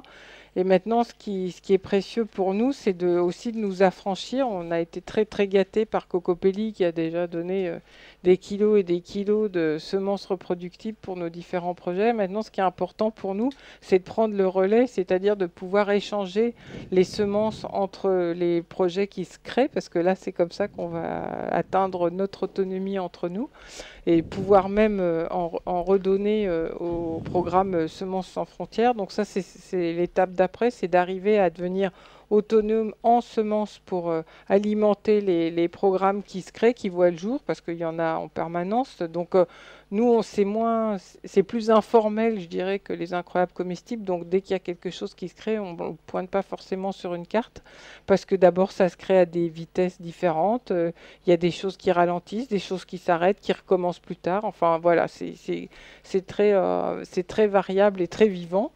Donc ça, c'est la prochaine étape, de pouvoir véritablement vivre avec, se débrouiller avec les semences qu'on produit. Il y a un gros projet en Afrique, au Sénégal, qui continue d'avancer et qui a été initié par un homme qui s'appelle Goran Ndiaye et qui, lui, était un agroécologiste, qui a été formé à l'agroécologie et qui a réalisé il y a quelques années l'ampleur des dégâts avec les OGM qui envahissent l'Afrique. Et donc il a une structure qui s'appelle la Caïdara, qui est une ferme-école. Et donc le mouvement des femmes semencières a eu la chance de travailler avec eux. Et il y a un formateur qui est parti déjà à 4 reprises sur Caïdara pour qu'ils deviennent à leur tour centre de reproduction de semences, bien sûr, mais surtout centre de formation pour l'Afrique de l'Ouest à la reproduction de semences, puisque, comme je le disais tout à l'heure, c'est ce qui manque le plus, quoi. C'est les capacités de transmettre cette connaissance. Donc on travaille beaucoup avec eux. On est en train d'ouvrir sur le Mexique à la fois une antenne Cocopelli avec un mouvement des femmes semencières pour pouvoir... parce que vu la proximité du Mexique avec les États-Unis, c'est une véritable catastrophe là-bas. En plus, il paraît qu'en ce moment, il y a des mouvements... il y a des mouvements étudiants qui sont réprimés dans... Très fortement. Ouais, voilà, donc ça bouge beaucoup au Mexique, donc on est en train d'ouvrir quelque chose là-bas et on est très relié donc au mouvement dont je parlais tout à l'heure, des gardiens de semences d'Amérique du Sud qui sont constitués depuis un bon moment, mais qui ont été très fédérés au moment où on s'est retrouvé au festival au Pérou avec Vandana Shiva, et qui mènent des actions de plus en plus grandes, de plus en plus importantes, avec des festivals, avec des rencontres d'échanges de semences. Chaque année, ils travaillent ensemble. Nous, à notre niveau, il va y avoir aussi une grande rencontre. Ça sera au mois d'avril 2015 chez Pelliti, qui est en Grèce. Où en Grèce, on ne sait pas encore. En Grèce. Le mouvement Pelliti qui va accueillir cette année la rencontre des producteurs de semences vivantes, libres et... Comme ils étaient venus à une 60aine pour le festival qu'on avait organisé début mai, en Ariège, en bus, là, ils étaient traversés et tout, et puis bon, il y a une association très importante, donc Pelliti en Grèce, et qui distribue de la semence gratuitement partout en Grèce. Par rapport à tout ce qui se passe en ce moment, et vraiment les urbains sont revenus ou à la campagne, au fond du jardin, par rapport à ce que les grands coquins essayent d'affamer la Grèce, et en l'occurrence le peuple grec. Oui, j'ai même vu un papier récemment. C'est des agriculteurs qui, alors je ne sais pas s'ils sont réunis sous forme d'association, qui dispensent des pommes de terre directement du producteur au consommateur, et en fait ça a été interdit par le gouvernement, et malgré ça ils continuent à opérer. C'est comme complètement surréaliste. La semence de pommes de terre est pratiquement interdite. Il y a une association en France qu'en Bretagne qui s'appelle Paysans Ferme, et et qui fait de la semence de pommes de terre bio et qui a beaucoup de difficultés à vivre, quoi, hein, et contrôle sur contrôle sur contrôle, quoi. C'est un peu compliqué, quoi, pour pas dire beaucoup. Donc on a aussi une antenne Cocopelli donc au Costa Rica qui est un peu une base aussi pour mieux travailler en Amérique latine, Amérique centrale et tout ça. On va accueillir Hervé. Je rappelle le numéro de téléphone, le 08 92 23 95 20. Hervé, bonsoir. Oui, bonsoir. Alors, mon intervention, c'est une information et une question. Alors, l'information, je pense que vous la connaissez. Enfin, l'un de vos invités, doit la connaître. Donc, il s'agit d'une arme pour verdir la ville. C'est-à-dire, très rapidement, la grenade bombe à graines vertes. Son nom, c'est la Seed Boom. Une grenade qui permet de semer des graines et de fleurir les trottoirs. Donc je pense que vous devez connaître ceci, non? Bah oui, c'est Léo qui en a parlé tout à l'heure. Ouais, Oui. la guérilla gardening, les seed bombes, ça fait effectivement partie des actions de ce mouvement et c'est très intéressant. Et on revient toujours aussi à cette histoire de quelles graines dans la seed bomb. C'est ça qui est intéressant parce qu'il faut pouvoir utiliser des semences qui vont se reproduire ensuite. Et ces seed bombes sont intéressantes en ville pour effectivement pénétrer dans des espaces qui font partie du domaine public et où on ne peut pas arriver forcément avec son seau, sa pelle et son râteau. Et c'est aussi intéressant dans des zones très difficiles où on peut jeter ces boules de graines, de semences, et en espérant qu'elles vont trouver un endroit pour se développer. Et il y a différents usages qui sont très intéressants. C'est une belle Voilà. façon de planter, de sensibiliser. Mais de nouveau, j'insiste sur qu'est-ce qu'on met dans les graines qu'est-ce qu'on met dans les bombes, quoi. Quelles graines on met.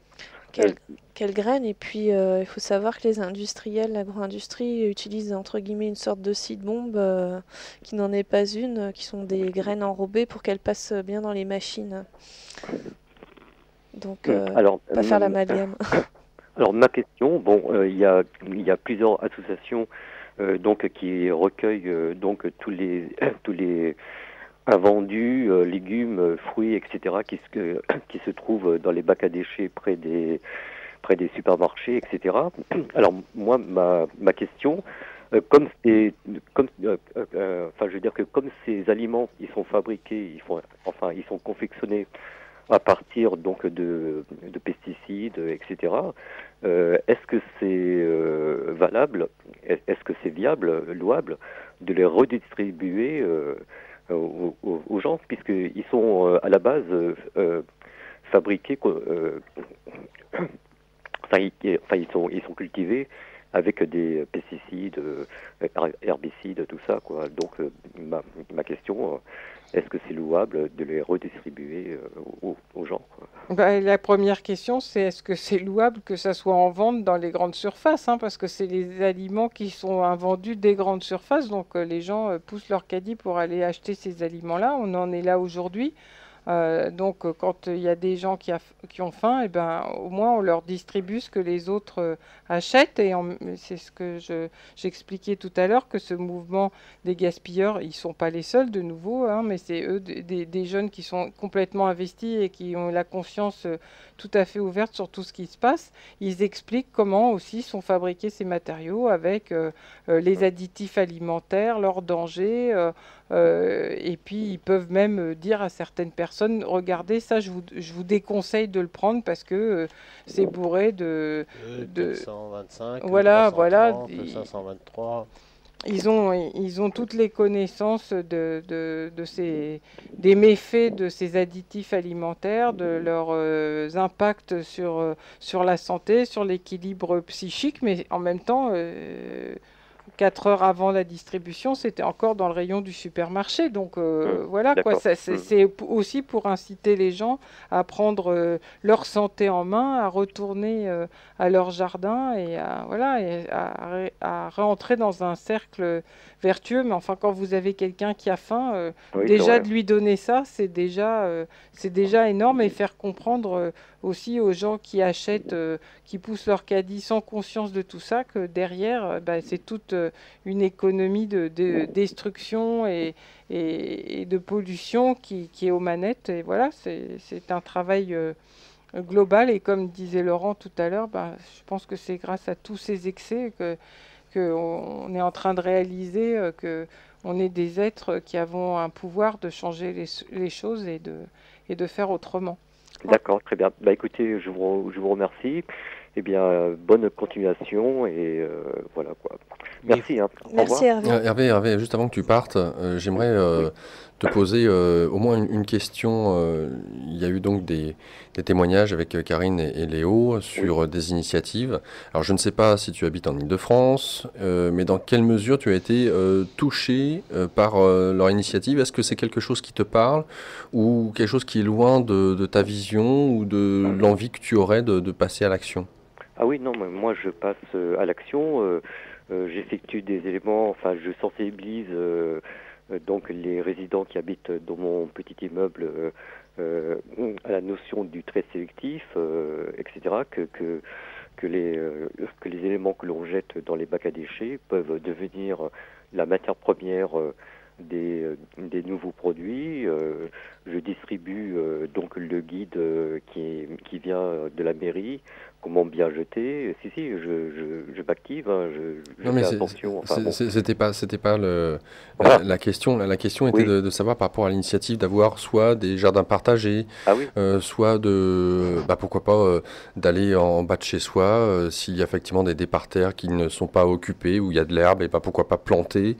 Est-ce que ce genre d'idée t'a déjà traversé l'esprit? Et en ayant écouté Léo ou Karine, est-ce que ça te donne des envies? Disons que bien sûr que ça me donne des envies de passer à l'acte et à l'action, mais le problème c'est qu'il faut rencontrer les personnes, et les personnes dans la rue, ils ne sont pas toujours motivés, ou sinon il faut leur expliquer les aboutissants les tenants et les aboutissants, etc. Et voilà quoi. Donc il faut aussi que les autres acteurs soient conscients et qu'ils reçoivent l'information, tout ça quoi. Et c'est pas évident quoi. Voilà quoi. Mais ça, ce sont des genres d'actes qui m'intéressent tout à fait, bien sûr. Et c'est pour ça que je vous écoute jusqu'à 3h du matin. Oui. Alors Karine souhaiterait dire un petit mot. Non, en fait, on retombe dans le schéma de la peur. C'est difficile à dire, mais voilà, je pense que il faut essayer. Moi, je fais aussi que, disons que je dialogue et j'amène des documents, etc., pour illustrer mes propos, tout ça, pour accréditer toutes ces actions, etc. Parce que, comme vous avez dit, les gens, ils ont peur parce qu'ils n'ont pas l'information. Donc, si on leur parle comme ça, ils ne sont pas rassurés. Et en apportant de la documentation, au papier, etc., ça les rassure. Donc là, ils ont un autre regard, quoi. Disons, aussi, je mène ce genre d'action quand j'ai le temps, quoi. Voilà quoi. Mais tout ça, pour cohérer tout ça, c'est pas évident. Il faut approcher les gens, il faut discuter, dialoguer, leur prendre conscience. D'accord. Donc, si j'entends tes propos, Hervé, ton truc à toi, c'est plus d'être un intermédiaire pour faire circuler l'information que l'envie en elle-même de, pourquoi pas, parce que sur Internet, tout à l'heure, Léo a donné quelques éléments, on peut trouver très rapidement, en fonction de l'endroit où on est, peut-être des initiatives qui se font, qui vont se faire, que ça soit dans des initiatives de jardin partagé, on parle de guérilla gardening, ou d'autres choses. On peut agir sur son balcon. Oui, tout à fait.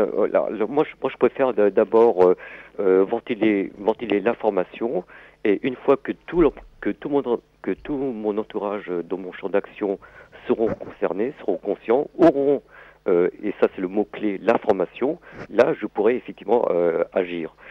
Voilà quoi. Donc par exemple, moi j'habite dans un petit immeuble.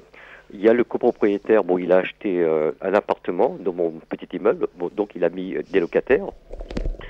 Et ces locataires, il faut leur parler, tout ça. Comme ils sont un peu étrangers, ils sont d'origine yougoslave, donc il faut parler parfois en français, en anglais, etc. quoi. Donc déjà, on est dans notre immeuble, on n'est pas beaucoup, mais il faut s'approcher des gens, il faut leur expliquer, il faut leur répéter parce que ce sont des gens qui travaillent, ils oublient l'information, ils oublient certaines consignes, certaines directives. Par exemple, s'essuyer les pieds quand on entre par la porte principale de l'immeuble, etc. quoi. Donc il y a beaucoup d'éléments, comment bien jeter, mettre le sac poubelle dans le bac à déchets adéquat, très sélectif, tout ça. Il y a beaucoup d'éléments et c'est un peu lent quoi, à mettre en action tout ça quoi. C'est pas évident, ça demande beaucoup de travail, c'est un peu fatigant. Non, mais j'entends bien. Donc ton violon d'ingre, c'est vraiment de faire circuler l'info. Oui, Okay. Voilà, ça c'est l'information quoi, et de leur prendre conscience de l'état, comme vous avez dit, de la planète quoi. Parce que si chacun fait le geste, fait le mouvement, voilà quoi. Donc tout ça, ça fera une certaine réaction en chaîne. Les gens en parleront autour d'eux, etc. quoi. Mais c'est pas évident quoi. Donc il faut tout le temps être là, il faut tout le temps voilà quoi. C'est pas. Donc rendez-vous est pris, rue Violet, radio ici maintenant. Oui. Des invitations gratuites pour le salon Marjolaine seront laissées là avec beaucoup d'amour. D'accord, très bien. Écoutez, je vous souhaite bon courage, bonne continuation et bravo pour vos actions et autres actes, comportements quoi. Donc, voilà. Merci Hervé. Merci beaucoup. Bonne fin de nuit. Merci. Au revoir. Au revoir. Claire, en admettant que les auditeurs qui t'ont écouté et souhaitent t'aider, comment peuvent-ils le faire? Est-ce que tu as besoin d'aide? Alors, je réfléchis. Non, alors attends. Ils peuvent s'aider. Il faut s'aider soi-même avant d'aider les autres. Mais il ne faut pas s'aider en tout cas. Oui. Déjà, réfléchir Claire, sur soi. Une question qui a été posée. Non, c'est plutôt dans l'autre sens en général. C'est plutôt, on m'appelle pour me demander de l'aide. Donc, je suis un peu décontenancée par la question. Sauf s'il y a un généreux donateur qui veut donner un don déductible à Photosynthesia pour aider toutes les actions, parce qu'évidemment, on est toujours en train de chercher de l'argent pour des sujets aussi variés qu'impossibles de temps en temps. Là, on a une belle voiture au Mexique, mais qui aurait besoin d'être un peu réparée, un 4x4 qui pourrait devenir le 4x4 de la caravane des femmes semencières qui circulerait d'un point à l'autre en emmenant des semences et en faisant tout ce travail d'information, etc. Mais on n'a pas les moyens, on a un puits, enfin bon, il y a une liste très longue, donc à part les généreux donateurs qui veulent donner de l'argent, en général, l'information et l'échange va dans l'autre sens. Je suis plutôt contactée en disant, voilà, je suis à tel endroit, je voudrais faire ça, j'ai tel moyen, et souvent, il nous manque aussi de l'argent, mais en général, les projets qui sont montés et qui commencent à petite échelle, c'est pas des gros budgets dont ils ont besoin pour démarrer. Donc en général, voilà, c'est des gens qui ont besoin de se lancer, auxquels il manque de l'information. Et voilà ce que je voulais dire, c'est que Cocopelli, tu n'es peut-être pas encore au courant, Jocelyn, mais Cocopelli entame une grande phase d'information à travers des tutoriels sur la reproduction de semences et la régénération des sols. Parce que Internet est pas riche du tout dans ce genre de choses. Pour l'instant, il y a très très peu de choses sur la régénération des sols. Ouais, la régénération des sols et la multiplication des semences. Et même là, il n'y a pas longtemps, on a eu un petit tutoriel qui nous a été soumis pour savoir ce qu'on en pensait. Et il est pas concluant, il est pas bon. C'est vraiment quelque chose à part qu'il faut vraiment faire avec des professionnels, des gens qui ont les savoir-faire. Et donc, Cocopelli a décidé maintenant de se lancer dans, en fait, la mise en tutoriel de l'essentiel des informations qui sont contenues dans cette Semence Bible de Cocopelli, ouais. qui est absolument prodigieuse. Sauf que effectivement, ça sera plus vivant en vidéo que écrit et illustré dans un livre. Donc, il va y avoir par espèce, voilà, comment on fait pour semer, reproduire. Et ça, c'est un grand travail qui va être fabuleux. Et en plus, il n'y a pas besoin de beaucoup parler. Et donc, ça doit pouvoir être transmis à tous les dans tous les ceux qui pays, sont quoi. intéressés. Voilà. Dans toutes les langues, ça doit fonctionner. Ils sont en train de réfléchir comment faire pour qu'il y ait le moins de mots possible, pour que ça soit très visuel, pour qu'il n'y ait pas besoin de sous-titrer en 270 langues. Donc ça, c'est le gros programme qui est en train de voir le jour chez Cocopelli. C'est le truc de Stéphane qui avait fait en Inde, Anadana et tout ça. Voilà. Il y a il y a déjà des rushs existants qui vont être récupérés et qui vont être mis en ligne. Et donc, il y a toute la bande de jeunes en Ariège qui est en train de travailler là-dessus. Ça, c'est quelque chose d'énorme parce que partout, c'est la même demande. Comment on fait? Comment on s'y prend? Comment on fait quand on s'est planté? Qu'est-ce qu'on a mal fait? Et donc, voilà, ça va être quelque chose d'énorme. Et la mise en place de formation aussi, que ce soit sur l'Ariège avec Cocopelli, et puis nous on est en train de réfléchir voilà, aussi. On est en train de chercher des endroits où il va pouvoir y avoir ces formations de reproduction à la semence et d'accompagnement, parce que c'est pas une tarte, quoi. Une fois que c'est fait, c'est pas terminé, quoi. Oui, c'est pareil, comme disait Léo tout à l'heure, c'est pas au bout d'une semaine qu'on sait tout. Faut vraiment mettre les mains dedans. On a une amie qui est femme semencière dans le Cher. Ça fait déjà 2 ans et demi qu'elle est à fond là-dedans. Elle commence à faire des belles choses. Mais quand on lui dit t'es capable de former, elle dit non, il me faut encore au moins 2 ou 3 ans, quoi, pour avoir suffisamment de recul, d'expérience et emmagasiner suffisamment de cas de figure pour être elle-même de se lancer dans la formation. Ouais. Voilà, donc c'est évident que sur un jardin partagé, comme à Courbevoie, on va y aller petit à petit. La nature, de toute façon, nous offre déjà pas mal de choses, comme je disais tout à l'heure, mais pour faire la suite, on va pas brusquer les gens. On va pas justement les refaire retourner à cette peur. Donc, c'est pas un jeu, quoi. Alors, on va donner un petit coup de pouce à Nathanaël, notre amie semencière. Donc, on peut trouver tout son travail sur Potage et Gourmand. Le site Potage et Gourmand ou la page Facebook Rebelle Naël. Rebelle Naël, la page Facebook.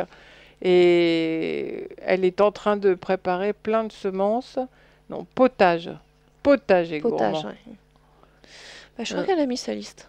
Et donc, voilà, elle a mis sa liste en ligne sur Potager Gourmand et sur sa page Facebook, voilà.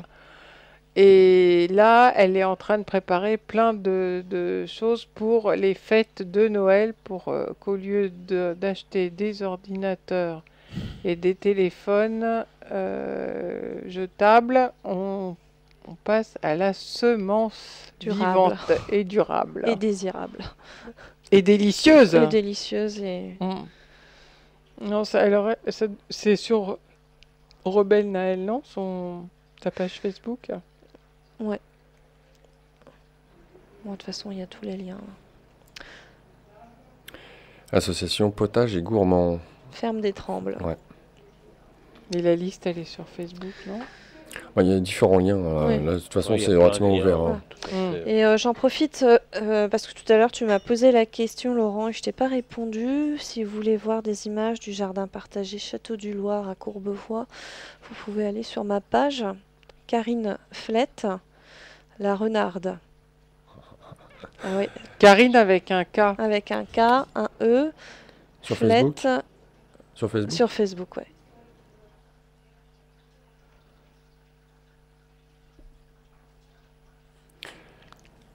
Et donc là, je voyais que sur la page qui vient de s'afficher, là, qu'ils étaient encore en train de parler de biopiraterie. Donc c'est vraiment ce qui est en train de s'installer partout et notre meilleure FLE. façon. ITH. FLEITH. Voilà, là voilà. Il n'y en a qu'une. Hein. Oui, là pour le coup. Il n'y en a qu'une. Enfin, un gros câlin à l'arbre. Voilà, c'était la réponse Gros tout à hug. l'heure. Ok. Bon. Il y a un peu de tout. Non mais c'est très bien, super. Donc Karine des Flett, photos la du renarde, Flett, F-L-E-I-T-H, la renarde. Avec des belles graines de haricots. Les haricots. Géant. Jocelyn, les dernières actualités de Cocopelli en dehors de bouger à droite à gauche, de faire les salons, etc., de ce à quoi vous avez été confronté depuis, allez, on va venir peut-être un an en arrière, à moins qu'il y ait un grand événement qui date de plus longtemps que ça et qui, peut-être par rapport à des procès ou autres, s'est poursuivi dans le temps, ça je sais pas, tu vas nous en dire plus, et puis aussi peut-être par rapport à des initiatives peut-être positives ou des rencontres ou associations. Bon, tu as eu l'occasion de parler du déménagement, donc déjà en tant que tel, et puis de la manière dont vous vous êtes accaparé, c'est combien d'hectares tu dis? 15. Une ferme agricole de 15 hectares, donc en Ariège, au Mas d'Asile, depuis un an, et un merveilleux travail qui est fait sur place déjà. Donc, Avec de la formation au final. Exactement. Donc là, c'est à partir de la délocalisation de Cocopelli, à savoir, donc on est sur pour l'instant en haut de la commune du Mas-d'Asile, sur une location de 700 mètres carrés qui permet donc de driver tout ce travail et à travers toute l'équipe qui a été constituée de nouveau sur place, avec beaucoup de petits jeunes et un merveilleux boulot. Et puis cette ferme de 15 hectares. Voilà, donc dans la pratique, voilà.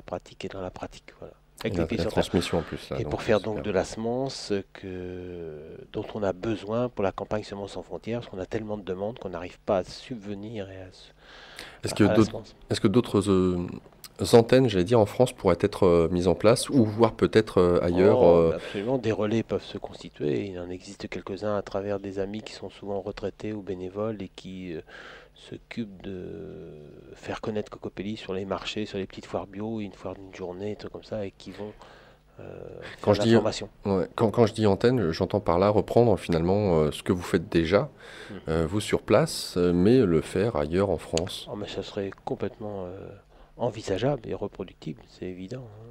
Par rapport à ça, c'est pas très compliqué. Hein. Même si la semence, ça demande de l'attention, on n'a pas besoin, j'allais dire, de faire bac plus 25 pour arriver à faire ça. C'est un travail qui se fait facilement, sans problème. C'est clair. Donc par rapport à, on va rester dans l'énergie positive, hein, comme l'émission. Donc au niveau des procès, si on remonte un tout petit peu, le 19 janvier 2012, l'avocate générale de la Cour de justice de l'Union européenne nous avait donné raison à 500%. C'était le 19 janvier 2012. Le 12 juillet de la même année, l'avocate générale n'avait plus du tout raison. C'est-à-dire que la Cour de justice de l'Union européenne a débouté son avocate générale et donc a débouté Cocopelli de la décision qu'elle avait prise. La semence était plus du tout libre dans les 27 pays membres que constituait la communauté européenne à l'époque qui gouverne. Qu'est-ce qui s'est passé, Mhm. à votre avis? Ouais, à votre avis. LO2BY. C'est ça? Comment vous faites alors?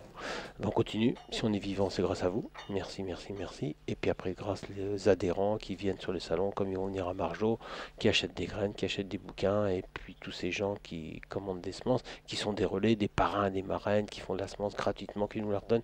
Et là, on permet de donner à la campagne Semences sans frontières, donc toujours gratuitement, partout, hémisphère sud, Europe de l'Est, en France, associations, communautés rurales, communautés villageoises et tout et tout.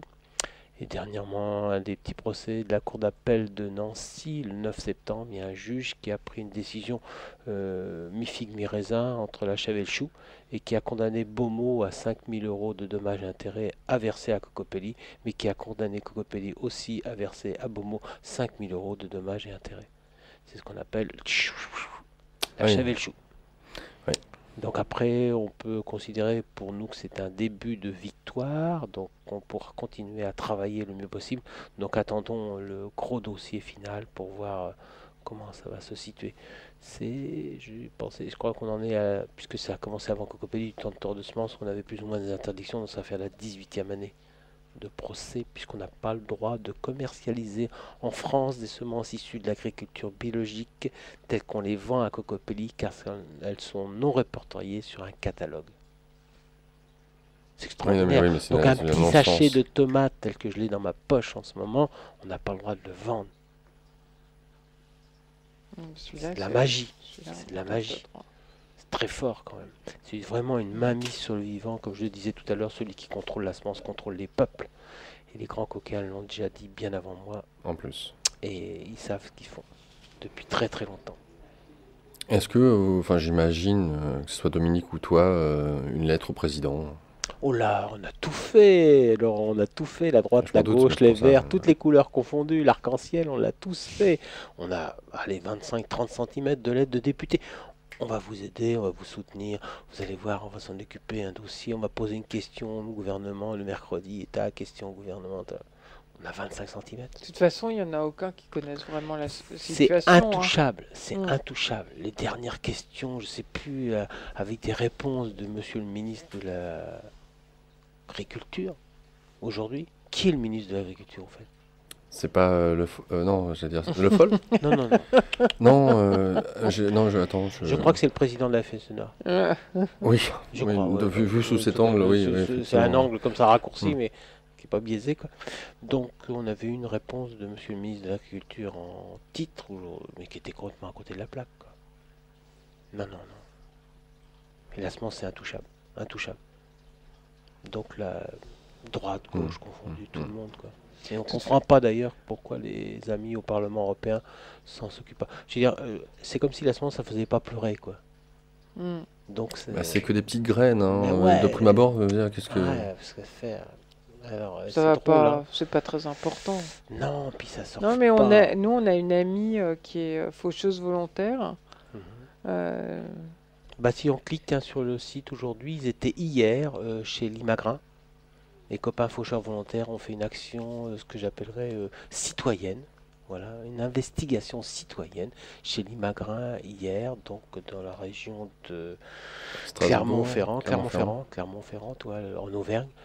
Ils ont été complètement, waouh, c'était un peu dur, CRS à l'appui et tout le topo, et les copains du syndicat qu'on connaît bien et qui est vraiment pro-OGM.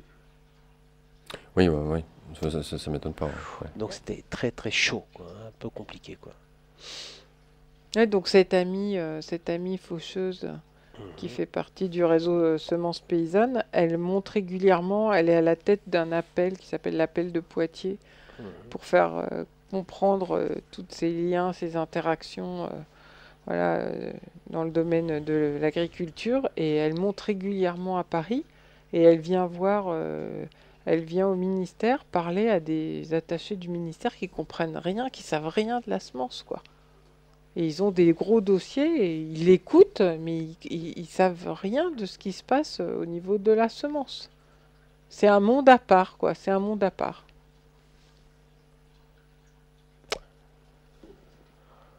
Une petite page d'histoire. 1941, Vichy, maréchal nous voilà. Création de 5 ordres, et comme disait Sylvie Simon dans un de ses derniers livres, 5 ordres pour créer le désordre. L'ordre des médecins, l'ordre des pharmaciens, l'ordre des experts comptables, l'ordre des vétérinaires, et le 5e complètement occulte que personne ne connaît, l'ordre des semenciers, le GNIS, qui est une obédience du ministère de l'Agriculture. Qui gouverne? Vous avez 10 secondes. Le 08 92 23 95 20, nous arrivons bientôt à la fin de cette émission. Donc pour ceux et celles d'entre vous qui ont des questions, c'est maintenant, comme Jacques vient de le faire. Jacques, bonsoir. Oui, bonsoir à tous, ou plutôt bonjour, parce que nous sommes déjà le 8. Bonjour, Bonjour. Jacques. Donc je suis un ancien intervenant à la radio et arrivé à peu près en même temps que Laurent. Donc je suis souvent intervenu et j'ai pas cessé d'écouter la radio depuis 12 ans. Donc voilà, je vous ai entendu chaque fois que vous avez eu des interventions et tout et tout. Voilà, donc merci infiniment. Pour moi, c'était vraiment une très très grande soirée.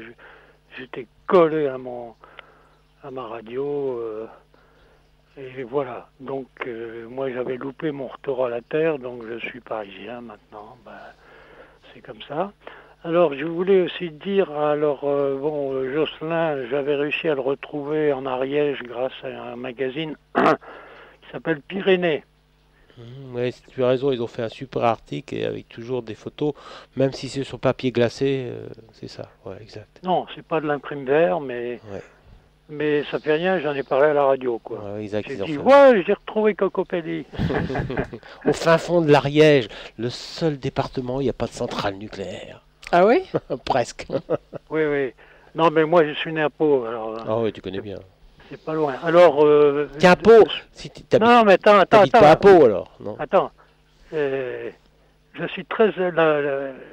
moi qui suis né à Pau, je pense que la ville de Pau devrait être très honorée d'avoir ta maman. Ah oui, t'es gentil, mais je sais pas si le maire actuel, qui est le nouveau maire, il est proche de la semence. Pas du tout. Je crois Pas pas. du tout. Je crois qu'il est plus proche de serrer les paluches juste la veille de l'élection, Oui, autour oui. des Halles Non, à mais Pau, attends, tu vois. je te Vas-y, je vas-y. parlerai de Bayrou après. Oh, bravo. Non, ta maman, tu sais, elle a 88 ans, donc 8 x 8, ça fait 64. Bravo, bravo, bravo, exact. Bon, C'est moi, très- j'en ai que... Mais tu sais, elle continue à faire un jardin qui est à la sortie de la ville. Il lui faut une demi-heure pour aller à pied et autant pour revenir. Ce qui la maintient en forme, c'est extraordinaire et c'est pour moi la meilleure maison de retraite qui puisse exister. Et elle est capable de faire 450 pieds de poireaux pour alimenter la famille, ma frangine, les neveux et les nièces et toute l'équipe qui arrive là-bas. Et les pommes de terre, et les tomates, et les oignons, et de l'ail, et grand-mère, elle s'éclate dans le jardin, quoi. C'est incroyable, 88 ans. Sur Formidable. un terrain municipal d'ailleurs. Tiens, il faudra peut-être signaler ça à M. Béraud. C'est quand même un terrain qui nous a prêté, quoi. Mais il doit Tu pas vois être au pas courant, trop où je il est, non? crois. Je me rappelle plus le lieu, mais ça, ouais, une demi-heure environ à pied. Elle habite dans le centre-ville. Après, tu pars à pied. J'y étais 2-3 D'accord. fois, mais je sais plus Mais exactement. moi, j'y vais plus à Pau, parce qu'ils ont tellement déconné dans ma ville que... enfin, pour Il y a des un tas de week-end, il faut que tu viennes, le 13, 14 et 15 décembre, le salon bio au Parc des Expos, Asphodel, qui est extraordinaire et qui est merveilleux et qui est organisé par des amis et c'est que de la magie. C'est les producteurs qui sont présents. 13, 14 et 15 décembre 2014. Où ça? À Parc des Expos. À Littéralement, Pau. on investit le Parc des Expos Ah, à le parc Pau. des expos de Pau. Voilà, Oh exactement. nom de Dieu, il dépète du Obi-Wan. Bon, alors il faut que je m'adresse un peu à tout le monde et je voudrais pas être trop long. Donc Bayrou, non, il a fait fortune en nourrissant ses chevaux avec du maïs hybride. Ce qui faisait parce que bon, je le connais un peu, je l'ai même croisé, rencontré. Enfin bon, je sais comment il vit, d'où il vient et tout. Mais alors il a fait fortune un peu en nourrissant ses chevaux avec du maïs hybride là, parce que c'est l'origine du maïs hybride, hein, c'est du côté de Pau, hein. Maïs Adour. Hein? La Maïs société Adour. Maïs Adour. Ouais, moi même en allant vers la route de Gand, tu vois, Ouais, sur oui, la tout à gauche, fait. il y a un coteau là, Mhm, et il y avait le premier limagrin là. mhm. C'est là où Nikita Khrouchtchev était passé à Pau pour venir découvrir ce nouveau maïs hybride qui faisait des rendements extraordinaires, puisque Nikita Khrouchtchev voulait relancer l'agriculture en Union soviétique, parce qu'avant c'était des usines, l'électricité. Bon, Jacques, tu me Oui. dis si je suis trop long. Non, non, mais c'est bien, c'est intéressant ta question par rapport au maïs, on le sait bien, hein, ça tu as tout à fait raison, et on voit ce qui se passe en ce moment avec le barrage qu'ils veulent faire, et ce qu'ils n'appellent pas un barrage, ils appellent ça une retenue. Là aussi, on est dans la On se sémantique retient. à tester.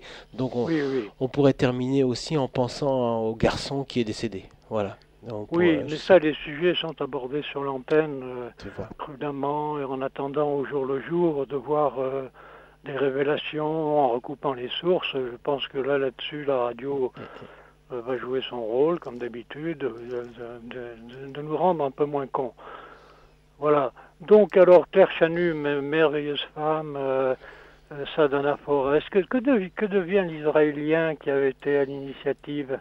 Ben, il continue, il est en train de mener un projet maintenant au Kenya.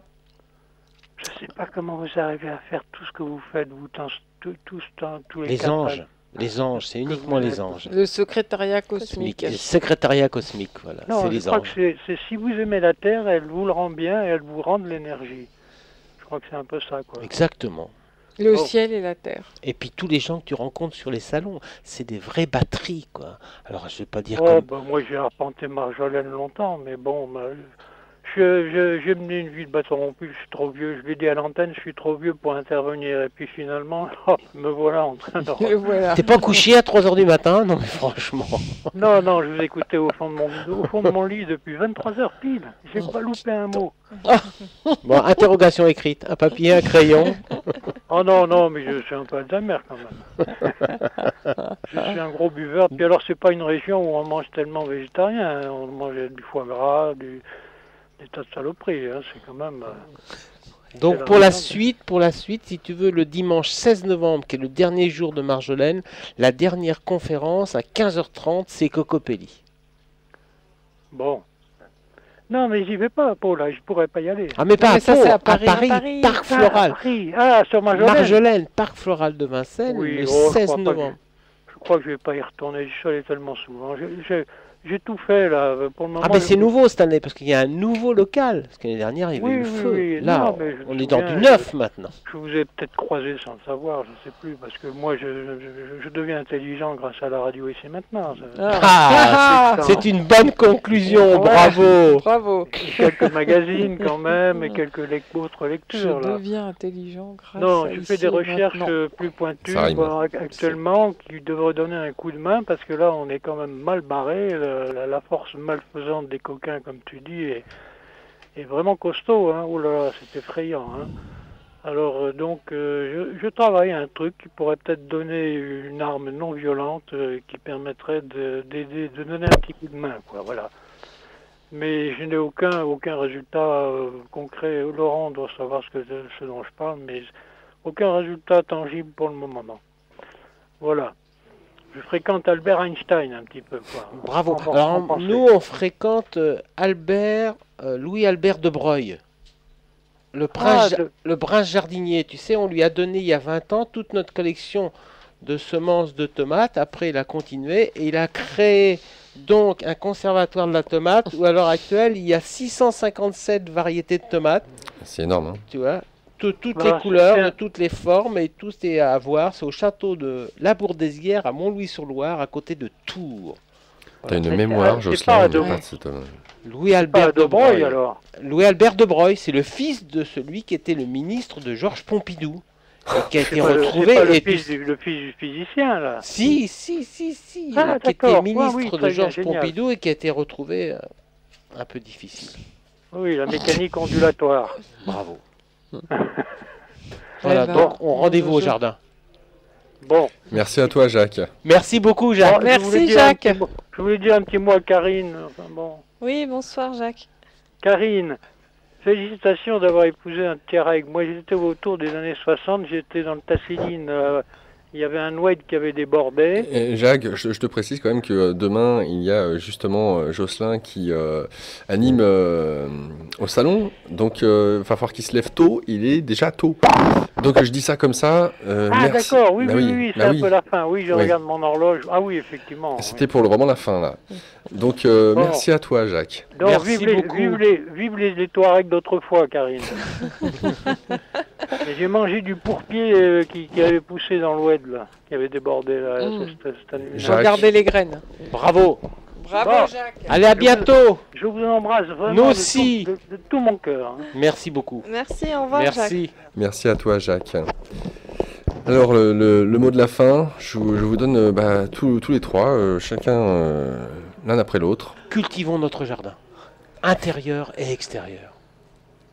Ça, c'est fun. Est-ce que Claire, tu pourras faire mieux après ça, après Jocelyn. Les femmes sementières. Vérité. Paix. Diversité. Karine. La pression tout de La suite. pauvre. J'ai Mais pas eu le là- temps de réfléchir là, ils ont eu Ah, plus mais de non. temps là. La Attends, renarde, j'en elle ressors s'en un sort autre, moi. toujours. Soyez ce que vous êtes au service de la vie. Merci à tous les quatre, avec Léo qui est à Léo. côté. Un grand merci encore une fois. Peut-être, peut-être pas. En tout cas, je ne peux que vous souhaiter le meilleur et puis nous nous reverrons. J'espère pas dans 3 ans en tout cas. Ça fait long, 3 ans. Quand tu veux. Voilà. Prenez soin de vous, chers auditeurs, et on vous attend tous à Je Marjolaine. Bonne fin de nuit à vous tous qui nous écoutez. Bonne fin de nuit à vous quatre qui êtes intervenus, en l'occurrence, sur ce plateau ce soir. Pour la suite, vous, chers auditeurs, je vous propose tout simplement d'écouter l'émission que j'avais fait avec Quincy Russell sur les plantes communicantes, émission qui vous emmènera jusqu'à 6 heures, l'heure à laquelle vous retrouverez l'émission des cartes Tolle, en l'occurrence l'heure anglaise. Je vous souhaite une bonne fin de nuit à notre écoute et vous retrouve vendredi prochain pour un nouveau magazine Santé et Spiritualité. Vendredi prochain, ça sera les Indiens Kogi. Au revoir à tous.